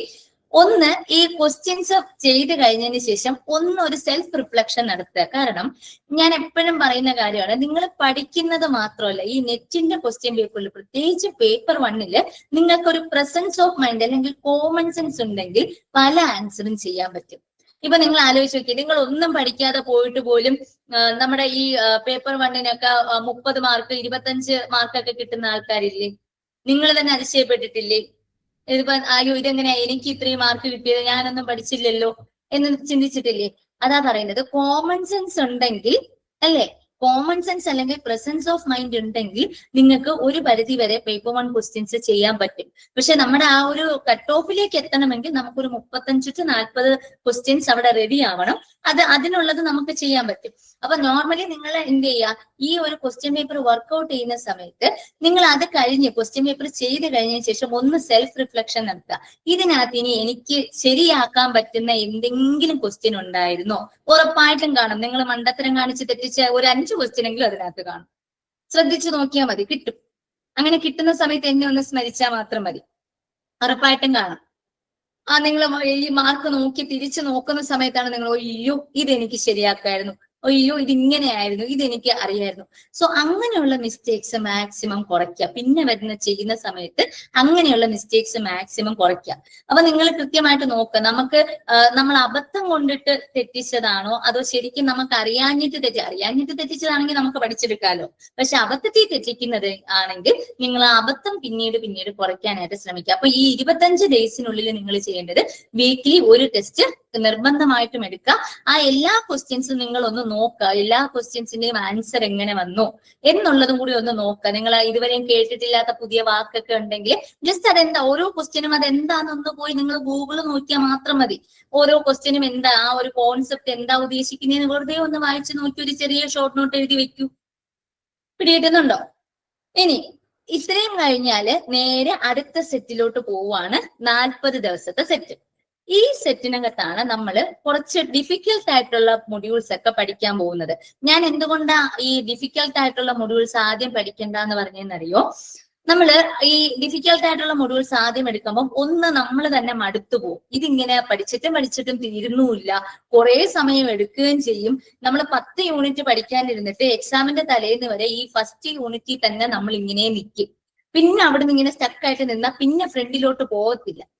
അപ്പൊ നിങ്ങൾ ഈസി ആയിട്ടുള്ള സംഗതികൾ തീർത്താൽ നിങ്ങളുടെ മനസ്സിൽ തന്നെ ഒരു കോൺഫിഡൻസ് ഇല്ല, നമ്മൾ ഇത്രയും മൊഡ്യൂൾസ് തീർത്തു, ഇനി ഈ മൊഡ്യൂൾസേ ഉള്ളൂ. അപ്പൊ ഈ പാടുള്ള മൊഡ്യൂൾസ് നിങ്ങൾക്ക് എന്ത് ചെയ്യാം, കുറച്ചൊന്ന് സമാധാനമായിട്ട് നിങ്ങളുടേതായിട്ടുള്ള സമയം എടുത്ത് നിങ്ങൾക്ക് കംപ്ലീറ്റ് ചെയ്യാനുള്ള ഒരു ഗ്യാപ്പ് കിട്ടും. എപ്പോഴും ടൈം ലിമിറ്റ് നിങ്ങൾക്ക് ഓർമ്മ വേണം. ഇത്ര സമയമേ ഉള്ളൂ, അതിൽ ഈ പാടുള്ള ഇത്ര മൊഡ്യൂൾസ് ഉണ്ട്, ഈ ഓരോ മൊഡ്യൂളിനും എനിക്ക് ഇത്ര സമയം വെച്ചേ കൊടുക്കാൻ പറ്റൂ. അപ്പൊ ആ സമയത്തിനുള്ളിൽ എനിക്കിത് തീർക്കണം. അപ്പൊ ഈ ഒരു പ്ലാൻ ഇട്ടിട്ട് വേണം നിങ്ങൾ ഈ 40 ദിവസം എന്ത് ചെയ്യാൻ, വർക്ക്ഔട്ട് ചെയ്യാനായിട്ട്. ഈ 40 ദിവസം പാടുള്ള ഏരിയാസ് പഠിക്കുക. ഈ പാടുള്ള ഏരിയാസ് പഠിക്കുന്ന സമയത്ത് തന്നെ നിങ്ങൾ അടുത്ത് ചെയ്യേണ്ടത്, നമ്മൾ നേരത്തെ ആദ്യത്തെ 25 ദിവസത്തിൽ വീക്കിലി എത്ര ടെസ്റ്റാ എടുത്തത് ആലോചിച്ച് നോക്കിയേ. എത്ര ടെസ്റ്റ് എടുക്കണം എന്നാ പറഞ്ഞത്? ആദ്യത്തെ 25 ദിവസത്തിൽ ഒരു ടെസ്റ്റ് എടുത്താൽ മതി എന്നാ പറഞ്ഞല്ലേ. ഇനിയുള്ള 40 ദിവസം വരുമ്പം നിങ്ങൾ വീക്കിലി എന്ത് ചെയ്യണം എന്നറിയോ, 2 ടെസ്റ്റ് വെച്ചെടുക്കണം. അതായത് പേപ്പർ 1-ന്റെ 2 ടെസ്റ്റ്, അതുപോലെ പേപ്പർ 2-ന്റെ 2 ടെസ്റ്റ്, അങ്ങനെ 2 ടെസ്റ്റ് എടുക്കാനായിട്ട് ശ്രമിക്കാം. ഈ 2 ടെസ്റ്റ് എടുക്കുന്ന സമയത്ത് നമ്മൾ ആൾറെഡി 25 ദിവസം പഠിച്ചില്ലേ മൊഡ്യൂള്, ആ മൊഡ്യൂൾസിൽ നിന്നുള്ള ക്വസ്റ്റ്യൻ, ആ യൂണിറ്റുകളിൽ നിന്നുള്ള ക്വസ്റ്റ്യൻ നിങ്ങൾക്ക് കറക്റ്റ് ആയിട്ട് ആൻസർ ചെയ്യാൻ പറ്റുന്നോ എന്നൊന്ന് നോക്കണം. കാരണം നമ്മൾ വെറുതെ പഠിച്ചിട്ട് കാര്യമില്ലല്ലോ, ഈ പഠിച്ച കാര്യം നമുക്ക് അപ്ലൈ ചെയ്യാൻ പറ്റിയിട്ടല്ലേ കാര്യമുള്ളൂ. അപ്പം ഈ ടെസ്റ്റ് എടുക്കുന്ന സമയത്ത് നിങ്ങൾ ആദ്യം ഒരു 10 ടെസ്റ്റ് എടുത്തു, അത് കഴിഞ്ഞ് ഒരു ഫ്രണ്ട് വിളിച്ചു, ഒരു സിനിമയ്ക്ക് പോയി, പിന്നെ ബാക്കി വന്ന ഒരു 10 ക്വസ്റ്റ്യൻ ചെയ്തു. അങ്ങനെയല്ല, ടെസ്റ്റ് എടുക്കുന്ന സമയത്ത് 1 അവർ ടൈം ലിമിറ്റ് വെച്ച് തന്നെ ചെയ്യാം. പേപ്പർ 1 ആണെങ്കിൽ ഒരു 1 അവർ ആണ് നിങ്ങൾക്ക് കിട്ടുക പേപ്പർ 1-ന്. റിയൽ എക്സാമിനും പേപ്പർ 1-ന് 1 അവർ, പേപ്പർ 2-നും എന്താണ് ഈ ഒരു 2 അവേഴ്സ് എന്നുള്ള നിലയ്ക്ക് മൊത്തം 3 അവേഴ്സ് ആണ് നിങ്ങൾക്ക് കിട്ടുക. അതുകൊണ്ട് ആ ഒരു ടൈം ലിമിറ്റ് എക്സാക്ട് നമ്മുടെ ശരിക്കുള്ള എക്സാമിന് എത്ര ടൈമാണോ കിട്ടുന്നത് അതേ ടൈം വെച്ച് തന്നെ എക്സാം എടുക്കുക. എക്സാം എടുത്തിട്ട് നിങ്ങൾ വീണ്ടും ഈ എന്ത് ചെയ്യുക, സെൽഫ് റിഫ്ലക്ഷനാ നോക്കുക. നമുക്ക് നേരത്തെ പഠിച്ച മൊഡ്യൂളിൽ നിന്ന് എന്തെങ്കിലും തെറ്റിയിട്ടുണ്ടോ? ഈ ക്വസ്റ്റ്യൻ എടുക്കുമ്പോൾ എപ്പോഴും ശ്രദ്ധിക്കേണ്ടത് ഏറ്റവും ലേറ്റസ്റ്റിൽ നിന്ന് ബാക്കിലോട്ടുള്ള ക്വസ്റ്റ്യൻസ് എടുക്കാവുള്ളൂ. നിങ്ങൾ ഇനി ചെയ്യുന്ന സമയത്ത് 2018 ക്വസ്റ്റ്യനിൽ നിന്ന് ഇങ്ങോട്ടേക്ക് വരാമെന്നൊന്നും വിചാരിക്കരുത്. ഏറ്റവും ലേറ്റസ്റ്റ് ക്വസ്റ്റ്യൻ 2025 എടുക്കുക. അതിനുശേഷം അതിൽ നിന്ന് വേണം ബാക്ക്വേർഡ്സ് പോവാൻ. കാരണം റീസെന്റ് ട്രെൻഡ്സ് അറിയണമെങ്കിൽ നമുക്ക് ഏറ്റവും ലേറ്റസ്റ്റ് ക്വസ്റ്റ്യൻ പേപ്പറാണ് വേണ്ടത്. അങ്ങനെയല്ലേ? നമ്മൾ എപ്പോഴും ലേറ്റസ്റ്റ് ട്രെൻഡ് അനുസരിച്ചിട്ടല്ലേ പഠിക്കേണ്ടത്. അപ്പം 2025 ക്വസ്റ്റ്യൻ പേപ്പറിൽ നിന്ന് വേണം നിങ്ങൾ പുറകിലേക്ക് പോകാൻ. അപ്പൊ അത്രയും സെറ്റ് ആയില്ലേ? ഇല്ല, പേപ്പർ 1 പേപ്പർ 2 ക്വസ്റ്റ്യൻ മിക്സ് ആയിട്ടല്ല വരുന്നത്. പേപ്പർ 1 മാത്രം ആദ്യം നിങ്ങൾക്ക് ക്വസ്റ്റ്യൻ പേപ്പർ, ഒരൊറ്റ ക്വസ്റ്റ്യൻ പേപ്പറിൽ 150 ക്വസ്റ്റ്യൻ പേപ്പർ ഉണ്ടാവും. 150 ക്വസ്റ്റ്യൻസ് ഉണ്ടാകും. അതിൽ ആദ്യത്തെ 50 ക്വസ്റ്റ്യൻ പേപ്പർ 1 ആയിരിക്കും. നെക്സ്റ്റ് വരുന്ന 100 ക്വസ്റ്റ്യൻസ് പേപ്പർ 2 ആയിരിക്കും. അങ്ങനെയാ വരുന്നത്. ഇവൻ നിങ്ങൾക്ക് പേപ്പർ 2 ചെയ്ത് കഴിഞ്ഞ് വീണ്ടും തിരിച്ച് പേപ്പർ 1-ലേക്കൊക്കെ തിരിച്ചു വരാൻ പറ്റും. അങ്ങനെ ഒരു ഓപ്ഷൻ ഉണ്ട്. നിങ്ങൾ പേപ്പർ 1 സബ്മിറ്റ് ചെയ്ത് അങ്ങ് കൊടുക്കുകയൊന്നും വേണ്ട. എല്ലാം കൂടി ഒരുമിച്ച് നിങ്ങൾ ലാസ്റ്റ് സബ്മിറ്റ് ചെയ്താൽ മതി. ഒത്തിരി അഡ്വാൻറ്റേജസ് ഉള്ള ഒരു എക്സാം ആണ് കേട്ടോ ഈ UGC നെറ്റ് എന്ന് പറയുന്നത്. നിങ്ങൾ അതൊന്ന് ബുദ്ധിപൂർവ്വം നിങ്ങൾ ഉപയോഗിച്ചു കഴിഞ്ഞാൽ സുഖമായിട്ട് ഇത് ക്ലിയർ ചെയ്ത് പോവാന്നുള്ളതേ ഉള്ളൂ. അപ്പൊ ഇവിടെ കൃത്യമായിട്ട് നിങ്ങൾക്ക് ഈ രണ്ടാമത്തെ സെറ്റ് 40 ദിവസത്തെ സെറ്റിനകത്ത് നിങ്ങൾക്കൊന്ന് മനസ്സിലാക്കാം. നിങ്ങൾക്ക് ഇപ്പോഴും സില്ലി എറർ വരുത്തുന്നുണ്ടോ, ഇതിനകത്ത് കൺസെപ്റ്റൽ ക്ലാരിറ്റി പ്രോബ്ലംസ് വരുന്നുണ്ടോ, നിങ്ങൾ പഠിച്ചതിൽ കോൺസെപ്റ്റ്സിന്റെ ക്ലാരിറ്റി കുറവുകൊണ്ടാണ് നിങ്ങൾക്ക് തെറ്റുന്നതെങ്കിൽ വീണ്ടും ആ പഠിച്ച സംഗതികൾ എന്ത് ചെയ്യുക, ഒന്നുകൂടെ റിവൈസ് ചെയ്ത് വരിക. അപ്പൊ നിങ്ങൾക്ക് ഇതിന്റെ കൂടെ പാരലൽ ആയിട്ട് എന്ത് വരും, റിവിഷനും വരും. എല്ലാ യൂണിറ്റ്സും ഈക്വലി ഇമ്പോർട്ടന്റ് ആണോ എന്ന് ചോദിച്ചു കഴിഞ്ഞാൽ 5 ക്വസ്റ്റ്യൻസ് എല്ലാ മൊഡ്യൂളിൽ നിന്നും വരും. പേപ്പർ 1-ന്റെ കേസിൽ പേപ്പർ 2-ൽ മിക്സ് ചെയ്തിട്ടാ വരുന്നത്. അതിനകത്ത് ചില ഏരിയാസിൽ കുറച്ച് കൂടുതൽ ക്വസ്റ്റ്യൻസ്, ചില യൂണിറ്റ്സിൽ കുറച്ച് ക്വസ്റ്റ്യൻസ് കുറവ്, അങ്ങനെയൊക്കെയാ വരുന്നത്. അത് നിങ്ങൾക്ക് കുറച്ച് ക്വസ്റ്റ്യൻ പേപ്പർ 2-3 ക്വസ്റ്റ്യൻ പേപ്പർ ചെയ്യുമ്പോൾ തന്നെ മനസ്സിലാവും ഏതൊക്കെ മൊഡ്യൂളിൽ നിന്നാണ് കൂടുതൽ ക്വസ്റ്റ്യൻ വരുന്നത് എന്നൊക്കെ ഉള്ളത് നിങ്ങൾക്ക് മനസ്സിലാവും. പക്ഷെ പേപ്പർ 1-ന് എല്ലാ യൂണിറ്റിനും 5-5 ക്വസ്റ്റ്യൻ വെച്ചുണ്ടാവും. ഇനി എങ്ങാനും ഒരു ക്വസ്റ്റ്യൻ വല്ലതും മാറി വരുന്നെങ്കിലേ ഉള്ളൂ. അതും ഓവർലാപ്പ് ഉണ്ടെന്നൊക്കെ പറയുന്ന പോലെ നമുക്കിരിക്കും. ഇപ്പൊ ടീച്ചിങ്ങിന്റെയും ഹയർ എഡ്യൂക്കേഷന്റെ ക്വസ്റ്റ്യൻസ് ഓവർലാപ്പ് പോലെ വരും. നമുക്ക് ആ ഒരു ക്വസ്റ്റ്യൻ ടീച്ചിങ്ങിനും ഉൾപ്പെടുത്താം, ഹയർ എഡ്യൂക്കേഷനിൽ ഉൾപ്പെടുത്താം. ICT കമ്മ്യൂണിക്കേഷൻ അങ്ങനെ വരും. അങ്ങനെയൊക്കെ വരാറുണ്ട്. പക്ഷെ 5 ക്വസ്റ്റ്യൻ മിനിമം എല്ലാ മൊഡ്യൂളിൽ നിന്നും വരും. ഓക്കെ, അപ്പം രണ്ടാമത്തെ 40 ദിവസവും ഓക്കെ ആയില്ലേ? അവിടെ നിങ്ങൾ കൃത്യമായിട്ട് റിവൈസും കൂടെ ചെയ്യണം കേട്ടോ. നിങ്ങൾ ആദ്യം പഠിച്ച ഏരിയാസിൽ നിന്നും നിങ്ങൾ ഇപ്പം ക്വസ്റ്റ്യൻ ചെയ്തപ്പോൾ തെറ്റിയിട്ടുണ്ടെങ്കിൽ ആ ഏരിയ ഒന്നുകൂടിയും പോയി ചെക്ക് ചെയ്ത് പഠിക്കുക. നമുക്ക് എന്തുകൊണ്ടാണ് തെറ്റി, എപ്പോഴും നിങ്ങൾ ഈ ക്വസ്റ്റ്യൻ അനലൈസ് ചെയ്യുന്ന സമയത്ത് എന്തുകൊണ്ടാണ് നമ്മൾ ഇത് തെറ്റിച്ചത്, നമ്മൾ ആ സമയത്ത് ചിന്തിച്ചതിന്റെ പ്രശ്നമാണോ, നമുക്ക് ഈ ക്വസ്റ്റ്യൻ അറിയാഞ്ഞിട്ട് തെറ്റിച്ചതാണോ, പക്ഷെ ഇത് വേറെ ഏതെങ്കിലും രീതിയിൽ ചിന്തിച്ചിരുന്നെങ്കിൽ എനിക്ക് കിട്ടുമായിരുന്നു എന്നൊക്കെ ഒന്ന് ആലോചിച്ച് നോക്കണം കേട്ടോ. കാരണം മിക്കവാറും ഈ പേപ്പർ 1-ന്റെ ക്വസ്റ്റ്യൻസിന്റെ ഒക്കെ പ്രത്യേകത എന്ന് പറഞ്ഞാല് മിക്കവാറും ക്വസ്റ്റ്യൻസിലും ആ ക്വസ്റ്റ്യനിൽ തന്നെ എന്തെങ്കിലും ഒരു ഹിന്റ് ഉണ്ടാകും. ഈ ക്വസ്റ്റ്യനെയും ആൻസറിനെയും തമ്മിൽ കണക്ട് ചെയ്യുന്ന എന്തെങ്കിലും ഒരു ഹിന്റ് ഉണ്ടാകും. അപ്പൊ നിങ്ങൾ മനസ്സമാധാനമായിട്ടിരുന്ന് ക്വസ്റ്റ്യൻ വായിച്ച് ക്വസ്റ്റ്യന്റെ മീനിങ് മനസ്സിലാക്കാൻ പറ്റിയാൽ തന്നെ നിങ്ങൾ പകുതി വിജയിച്ചു. അത് കഴിഞ്ഞിട്ടേ നിങ്ങളുടെ ഈ പഠിത്തമൊക്കെ വരുന്നുള്ളൂ. ശരിക്കും ക്വസ്റ്റ്യൻ വായിച്ച് ക്വസ്റ്റ്യന്റെ അർത്ഥം മനസ്സിലാക്കി ഒരു കണക്ഷൻ കണ്ടുപിടിക്കാൻ പറ്റിയാൽ തന്നെ നിങ്ങൾക്ക് എന്താണ് ഇത് സേഫ് ആയിട്ട് നിങ്ങൾക്ക് മുമ്പോട്ട് പോകാനായിട്ട് പറ്റും. ഇനി നമുക്ക് ലാസ്റ്റ് നമ്മുടെ കയ്യിൽ എത്ര ദിവസം ഉള്ളത്? 10 ദിവസം ഉള്ളത് അല്ലെ? ആ 10 ദിവസത്തിൽ നിങ്ങൾ ചെയ്യേണ്ടത് റിവിഷനാണ്. Complete revision and full mock test എടുത്തുകൊണ്ടേയിരിക്കുക. ഫുൾ ലെങ്ത് ടെസ്റ്റുകൾ എടുത്തുകൊണ്ടേയിരിക്കുക. കണ്ടിന്യൂസ് ആയിട്ട് ഫുൾ ലെങ്ത് ടെസ്റ്റുകൾ എടുത്തുകൊണ്ടേയിരിക്കുക. പക്ഷെ ഈ ടെസ്റ്റ് എടുക്കുന്ന സമയത്ത് ഓരോ ക്വസ്റ്റ്യൻ പേപ്പറും നിങ്ങൾ ഒരു ടെസ്റ്റ് കഴിഞ്ഞാൽ ഉടനെ ആ ക്വസ്റ്റ്യനെ കുറച്ച് സമയം ഇരുന്നൊന്ന് അനലൈസ് ചെയ്യാം. മൊത്തത്തിൽ നമുക്ക് എവിടെയൊക്കെയാ തെറ്റിയത്, ഇനി ശരിയാക്കാൻ പറ്റുമായിരുന്ന ക്വസ്റ്റ്യൻസ് ഉണ്ടായിരുന്നോ, അല്ലെങ്കിൽ ഓരോ ക്വസ്റ്റ്യനും നിങ്ങൾ എടുത്തിട്ട് ഇത് നമ്മൾ തെറ്റിച്ച ക്വസ്റ്റ്യൻസ് ഒക്കെ പ്രത്യേകിച്ച് എടുത്ത് നോക്കുക. ചിലപ്പോൾ നമ്മൾ ഈ നെഗറ്റീവ് മാർക്കിംഗ് ഇല്ലാത്തത് കൊണ്ട് തന്നെ നമ്മൾ കറക്കി കുത്തുന്നതും ശരിയാവും. അതുകൊണ്ടാണ് നമ്മൾ പറയുന്നത് എന്ത് ചെയ്യരുത്, നിങ്ങൾ ഒരു ക്വസ്റ്റ്യൻ പോലും സ്കിപ്പ് ചെയ്യരുതെന്ന് പറയുന്നത്. ചിലപ്പോൾ നിങ്ങളുടെ ഗസ് വർക്ക് ശരിയായി വരും. ഇല്ലേ, നിങ്ങൾക്ക് ഭാഗ്യം ഉണ്ടെങ്കിൽ നിങ്ങളുടെ ഗസ് വർക്ക് ശരിയായിട്ട് വരും. ഇപ്പൊ നെഗറ്റീവ് ഇല്ലാത്തതുകൊണ്ട് നിങ്ങൾക്ക് ധൈര്യമായിട്ട് എന്ത് ചെയ്യാം, ഇത് ക്വസ്റ്റ്യൻ ചെയ്യാൻ പറ്റും. ഇതിനകത്ത് ഏറ്റവും വലിയ ടാസ്ക് എന്തെന്നറിയോ, ഈ എക്സാം നടക്കുന്ന 3 അവേഴ്സാണ്. ഈ 3 അവേഴ്സ് നിങ്ങൾ ഒരു റൂമിനകത്ത്, ഈ 3 അവേഴ്സ് എക്സാം എഴുതണമെങ്കിൽ നിങ്ങളൊരു 3.5 hours എങ്കിലും നിങ്ങൾ ആ റൂമിനകത്ത് സ്പെൻഡ് ചെയ്യണം. ഇല്ല, എഴുതിയിട്ടുള്ളവർക്കറിയാം. നമ്മൾ ഈ വെരിഫിക്കേഷനും എല്ലാം കൂടിയൊക്കെ കഴിഞ്ഞ് അതിനകത്ത് കയറുമ്പോൾ ഒരു 20 മിനിറ്റ് മുന്നേ അല്ലെങ്കിൽ അരമണിക്കൂർ മുന്നേ നിങ്ങൾ ആ സിസ്റ്റത്തിന് മുന്നിൽ എങ്ങനെ പോലെ എത്തിപ്പെടും. ഈ 3-3.5 മണിക്കൂർ നിങ്ങൾ എന്ത് ചെയ്യണം? അതിനകത്ത് ഇങ്ങനെ ഇരിക്കുവാണ്. സോ അതിനകത്ത് ഈ 3.5 മണിക്കൂർ ക്ഷമയോടെ ഇരിക്കുക എന്ന് പറയുന്നത് ഒരു വലിയ ടാസ്ക്കാണ്. അങ്ങനെയല്ലേ? എഴുതിയ ആൾക്കാർക്ക് അറിയായിരിക്കും. നമ്മൾ ഒരു കുറച്ച് സമയമൊക്കെ നിങ്ങൾ ഇത് പ്രാക്ടീസ് ഒന്നും ചെയ്യാതെ വെറുതെ ഒക്കെ പോയി എഴുതുന്ന ആൾക്കാരാണെങ്കിൽ കുറച്ച് സമയം കഴിയുമ്പോൾ എങ്ങനെയെങ്കിലും ഇതിനകത്തു നിന്ന് ഇറങ്ങി കിട്ടിയാൽ മതി എന്നൊരു മൈൻഡ് സെറ്റ് നമുക്ക് വരും. അപ്പൊ അതിന് നമ്മൾ 3 മണിക്കൂർ അതിനകത്ത് ഇരിക്കാനുള്ള ഒരു പ്രാക്ടീസ് നമ്മൾ നമ്മുടെ ബ്രെയിനിന് കൊടുക്കണം. ഇവിടെ അടങ്ങിയിരിക്കുക, ഇത് എക്സാം ആണ്, ഈ 3 മണിക്കൂർ കഴിഞ്ഞ് മര്യാദയ്ക്ക് ഈ 3 മണിക്കൂർ യൂസ് ചെയ്ത് കഴിഞ്ഞാൽ എനിക്ക് എന്ത് ചെയ്യാൻ പോവാം, എനിക്ക് ഇതിന്റെ ഈ നെറ്റ് കിട്ടും അല്ലെങ്കിൽ JRF കിട്ടും, അതുകൊണ്ട് കുറച്ച് സമയം ഒന്ന് അടങ്ങിയിരിക്കുക എന്നൊരു പ്രാക്ടീസ് നമ്മൾ ആദ്യം ബ്രെയിനിനെ പറഞ്ഞ് പഠിപ്പിക്കണം ഈ സമയത്ത്. കാരണം ചില സമയത്തൊക്കെ ഈ ചില ഷിഫ്റ്റ് ഒക്കെ ഉച്ചയ്ക്ക് വരും, 3 to 5 PM. പറയണോ? ഫുഡൊക്കെ കഴിച്ചിട്ട് നിങ്ങൾ ചെന്ന് ആ ഒരു സമയത്ത് ചെന്നിരുന്ന് എക്സാം എഴുതുന്ന കാര്യം ആലോചിച്ച് നോക്കിയേ. പ്രാക്ടീസും കൂടെ ഇല്ലെങ്കിൽ ഒരു 10 മിനിറ്റ് കഴിഞ്ഞാൽ ഉറങ്ങിപ്പോവും, സ്വാഭാവികമായിട്ട് ഉറങ്ങിപ്പോവും. അപ്പൊ അതൊക്കെ ഇല്ലാതിരിക്കണമെങ്കിൽ നിങ്ങൾക്ക് ഈ ഒരു 3 മണിക്കൂർ എക്സാം എടുത്ത പ്രാക്ടീസ് വേണം. അപ്പൊ ഈ ലാസ്റ്റ് 10 days മാക്സിമം ഇങ്ങനെ ഫുൾ ലെങ്ത് ടെസ്റ്റുകൾ എടുക്കുക എന്നുള്ളതാണ് കേട്ടോ. ഫുൾ ലെങ്ത് ടെസ്റ്റുകൾ എടുത്തു കഴിഞ്ഞാൽ നിങ്ങൾക്ക് ആ ഒരു റിവിഷനും കൂടെ ചെയ്ത് കഴിഞ്ഞാൽ നിങ്ങൾക്ക് ഈ ഒരു നെറ്റ് അല്ലെങ്കിൽ JRF എന്ന് പറയുന്നത് ഈസിലി നിങ്ങളുടെ കയ്യിലിരിക്കും. നിങ്ങൾ ഇനി മടി പിടിക്കാതെ നിങ്ങൾ മുന്നോട്ടേക്ക് കാര്യങ്ങൾ നീക്കുക എന്നുള്ളതാണ്. ഇപ്പം നിങ്ങൾക്ക് ഒരു ഐഡിയയും ഇല്ലാതിരുന്നിടത്ത് നിന്ന് ഒരു ഏകദേശ ധാരണ കിട്ടിയില്ലേ എന്താ ചെയ്യേണ്ടത് എന്നുള്ളത്. ഇയർ വൈസ് ടെസ്റ്റ് എന്ന് പറയുമ്പം ഇപ്പൊ 2025 തന്നെ നിങ്ങളുടെ സബ്ജക്റ്റിന് ഒരൊറ്റ ക്വസ്റ്റ്യൻ പേപ്പറേ കിട്ടത്തുള്ളൂ.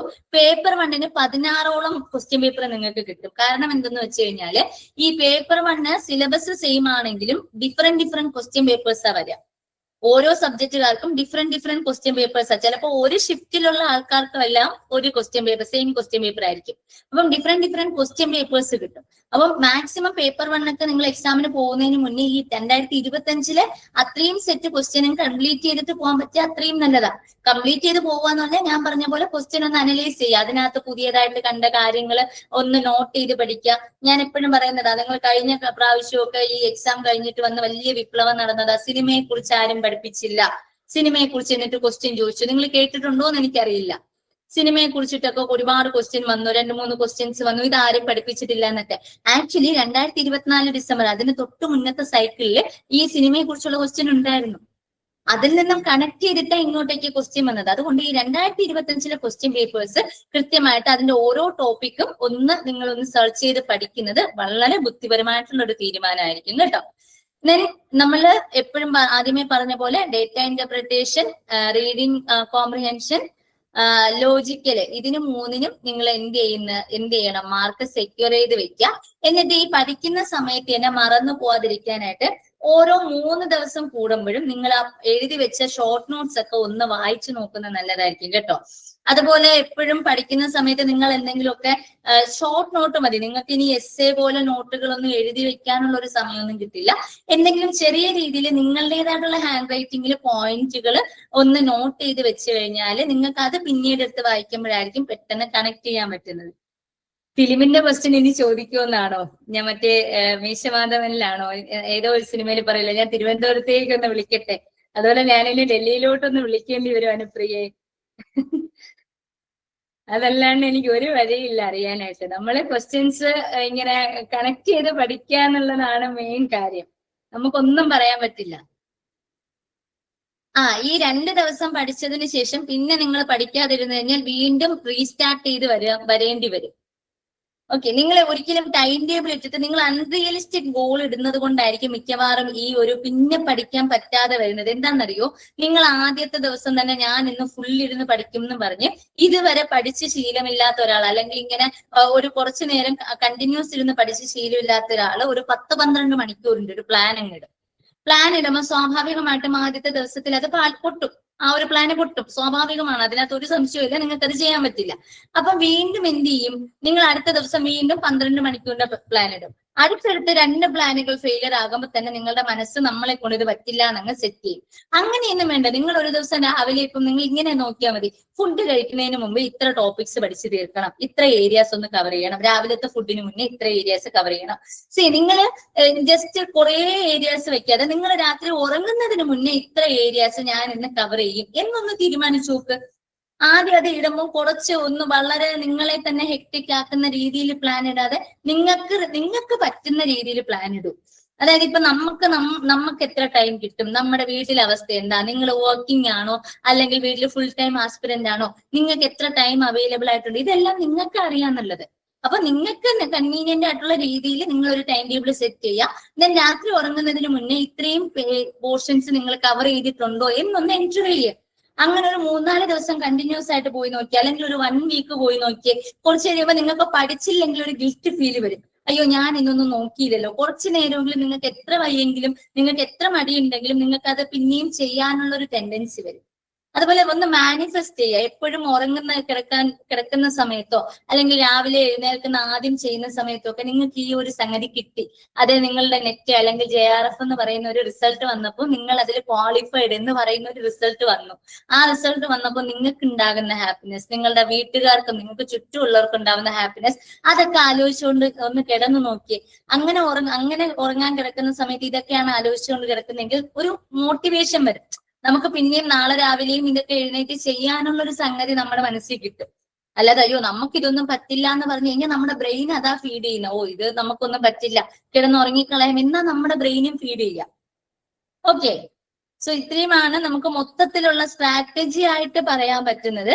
ഇനി നിങ്ങൾ പേഴ്സണലൈസ്ഡ് ആയിട്ടുള്ള പ്ലാൻ ഇതിനു വേണ്ടി ചെയ്യാന്നുള്ളതാ. ഏതൊക്കെ മൊഡ്യൂൾ എങ്ങനെയൊക്കെയാ തീർക്കേണ്ടത്, ഇതിൽ ഏത് പാർട്ടിൽ നിങ്ങളുടെ ഏതൊക്കെ മൊഡ്യൂൾസ് അതിനകത്ത് ഫിക്സ് ചെയ്ത് വെക്കണം എന്നൊക്കെ ഉള്ളത് നിങ്ങളാ തീരുമാനിക്കേണ്ടത്. പിന്നെ പലരും ഈ മാത്തമെറ്റിക്കൽ ആപ്റ്റിറ്റ്യൂഡിനെ കുറിച്ചിട്ട്, മാത്തമെറ്റിക്കൽ റീസണിങ്ങിനെ കുറിച്ചിട്ട് ഒരു പ്രശ്നം പറയുന്നുണ്ട്. ഇൻ മൈ പേഴ്സണൽ ഒപ്പീനിയൻ ഞാൻ പറയുവാണ്, നിങ്ങൾ മാത്സ് വളരെ ഡിഫിക്കൽട്ട് ആയിട്ടുള്ള ആളാണ്, നിങ്ങൾക്ക് ഭയങ്കര ബുദ്ധിമുട്ടുള്ള ആളാണെങ്കിൽ ഈ യൂണിറ്റ് 5 മാത്തമെറ്റിക്കൽ ആപ്റ്റിറ്റ്യൂഡിൽ നിങ്ങൾക്ക് പഠിച്ചെടുക്കാൻ പറ്റുന്ന ഏരിയാസ് പഠിക്കുക. അതായത് ഇപ്പോ number series, letter series, profit and loss, interest and discounting, ഇതൊക്കെ കുറച്ചുകൂടി ഈസിയാ. നമുക്ക് പെട്ടെന്ന് പഠിച്ചെടുക്കാൻ പറ്റുന്ന, നമുക്ക് മനസ്സിലാക്കി പഠിക്കാൻ എളുപ്പമുള്ള ഏരിയാസാ. അത് പഠിക്കുക. നിങ്ങൾ ഈ അറിയാത്ത കാര്യത്തിന് വേണ്ടി ഓവറായിട്ട് സ്ട്രെസ് ചെയ്യുമ്പം അറിയാൻ പറ്റുന്ന അല്ലെങ്കിൽ നമുക്ക് ചെയ്യാൻ പറ്റുന്ന പല കാര്യങ്ങളും നിങ്ങളുടെ കയ്യിൽ നിന്ന് പോകും. അപ്പൊ അങ്ങനെ ഒരു അവസ്ഥ ഉണ്ടാക്കാതെ നിങ്ങൾ ഡെയിലി, അല്ലെങ്കിൽ ഇപ്പൊ മാത്സിൽ കുറച്ചെങ്കിലും ഒക്കെ എഡ്ജുള്ള ആൾക്കാരാണെങ്കിൽ ഡെയിലി ഒരു 5 ക്വസ്റ്റ്യൻ മാത്സിന്റെ പ്രീവിയസ് ഇയർ ക്വസ്റ്റ്യൻ തന്നെ ഒരു 5 ക്വസ്റ്റ്യൻ വെച്ച് ചെയ്തു പോയാൽ മതി. അതല്ല അല്ലാത്തവരാണെങ്കിൽ, നിങ്ങൾക്ക് മാത്സ് തീരെ അറിയില്ലെങ്കിൽ ഇതുപോലെയുള്ള കുറച്ച്, നിങ്ങൾക്ക് ഇപ്പൊ പ്രോഫിറ്റ് ആൻഡ് ലോസ് ഒക്കെ നമ്മുടെ റിയൽ ലൈഫുമായിട്ടൊക്കെ കണക്ട് ചെയ്ത് പഠിക്കാൻ പറ്റുന്നതാ. ഓക്കെ, നെറ്റും JRFും ഒരുമിച്ച് കിട്ടിയ ആൾക്കാരുണ്ടോ എന്ന് ചോദിച്ചു കഴിഞ്ഞാല്, JRF ക്വാളിഫൈഡ് ആണ് എന്ന് പറഞ്ഞാൽ ഓട്ടോമാറ്റിക്കലി ആള് നെറ്റും ക്ലിയർ ആയി എന്നാണ് ലക്ഷ്മി. JRF കിട്ടി എന്ന് പറഞ്ഞു കഴിഞ്ഞാൽ നെറ്റും കൂടി കിട്ടി എന്നുള്ളതാണ്. നെറ്റിന്റെ കട്ട് ഓഫിനേക്കാളും മുകളിലായിരിക്കും JRFന്റെ കട്ട് ഓഫ്. അപ്പം JRF ക്വാളിഫൈ ആയി എന്ന് പറഞ്ഞു കഴിഞ്ഞാൽ നിങ്ങൾ നെറ്റിന്റെ കട്ട് ഓഫും ക്ലിയർ ആയി എന്നുള്ളതാണ് കേട്ടോ. സോ നിങ്ങൾ എല്ലാവരും സെറ്റ് ആയില്ലേ? പഠിക്കില്ലേ? ഇനി ഒരു മടി പിടിച്ചിരിക്കരുത് കേട്ടോ. നമ്മൾ ഇത്രയും കാര്യങ്ങൾ പറഞ്ഞു തന്നിട്ടുണ്ട്, എങ്ങനെയാണ് ഒരു ഇത് ചെയ്യേണ്ടതെന്നൊക്കെ ഉള്ള പറഞ്ഞു തന്നിട്ടുണ്ട്. ഈ ആദ്യം കാണുന്ന ഒരു ആവേശമല്ല, നിങ്ങൾ കൺസിസ്റ്റൻസി ആണ് കീ. നിങ്ങൾ ആ ഒരു അവസാന നിമിഷം വരെയും, ആ എക്സാമിന്റെ ഒരു 2 ദിവസം മുന്നേ വരെയും കൺസിസ്റ്റന്റ് ആയിട്ട് ഇരിക്കുക എന്നുള്ളതാ. ആ കൺസിസ്റ്റൻസിയിലേ നിങ്ങൾക്ക് വിജയിക്കാൻ പറ്റത്തുള്ളൂ. ആ കൺസിസ്റ്റൻസി ഉണ്ടെങ്കിലേ നിങ്ങൾക്ക് എന്തെങ്കിലും ചെയ്യാൻ പറ്റുള്ളൂ.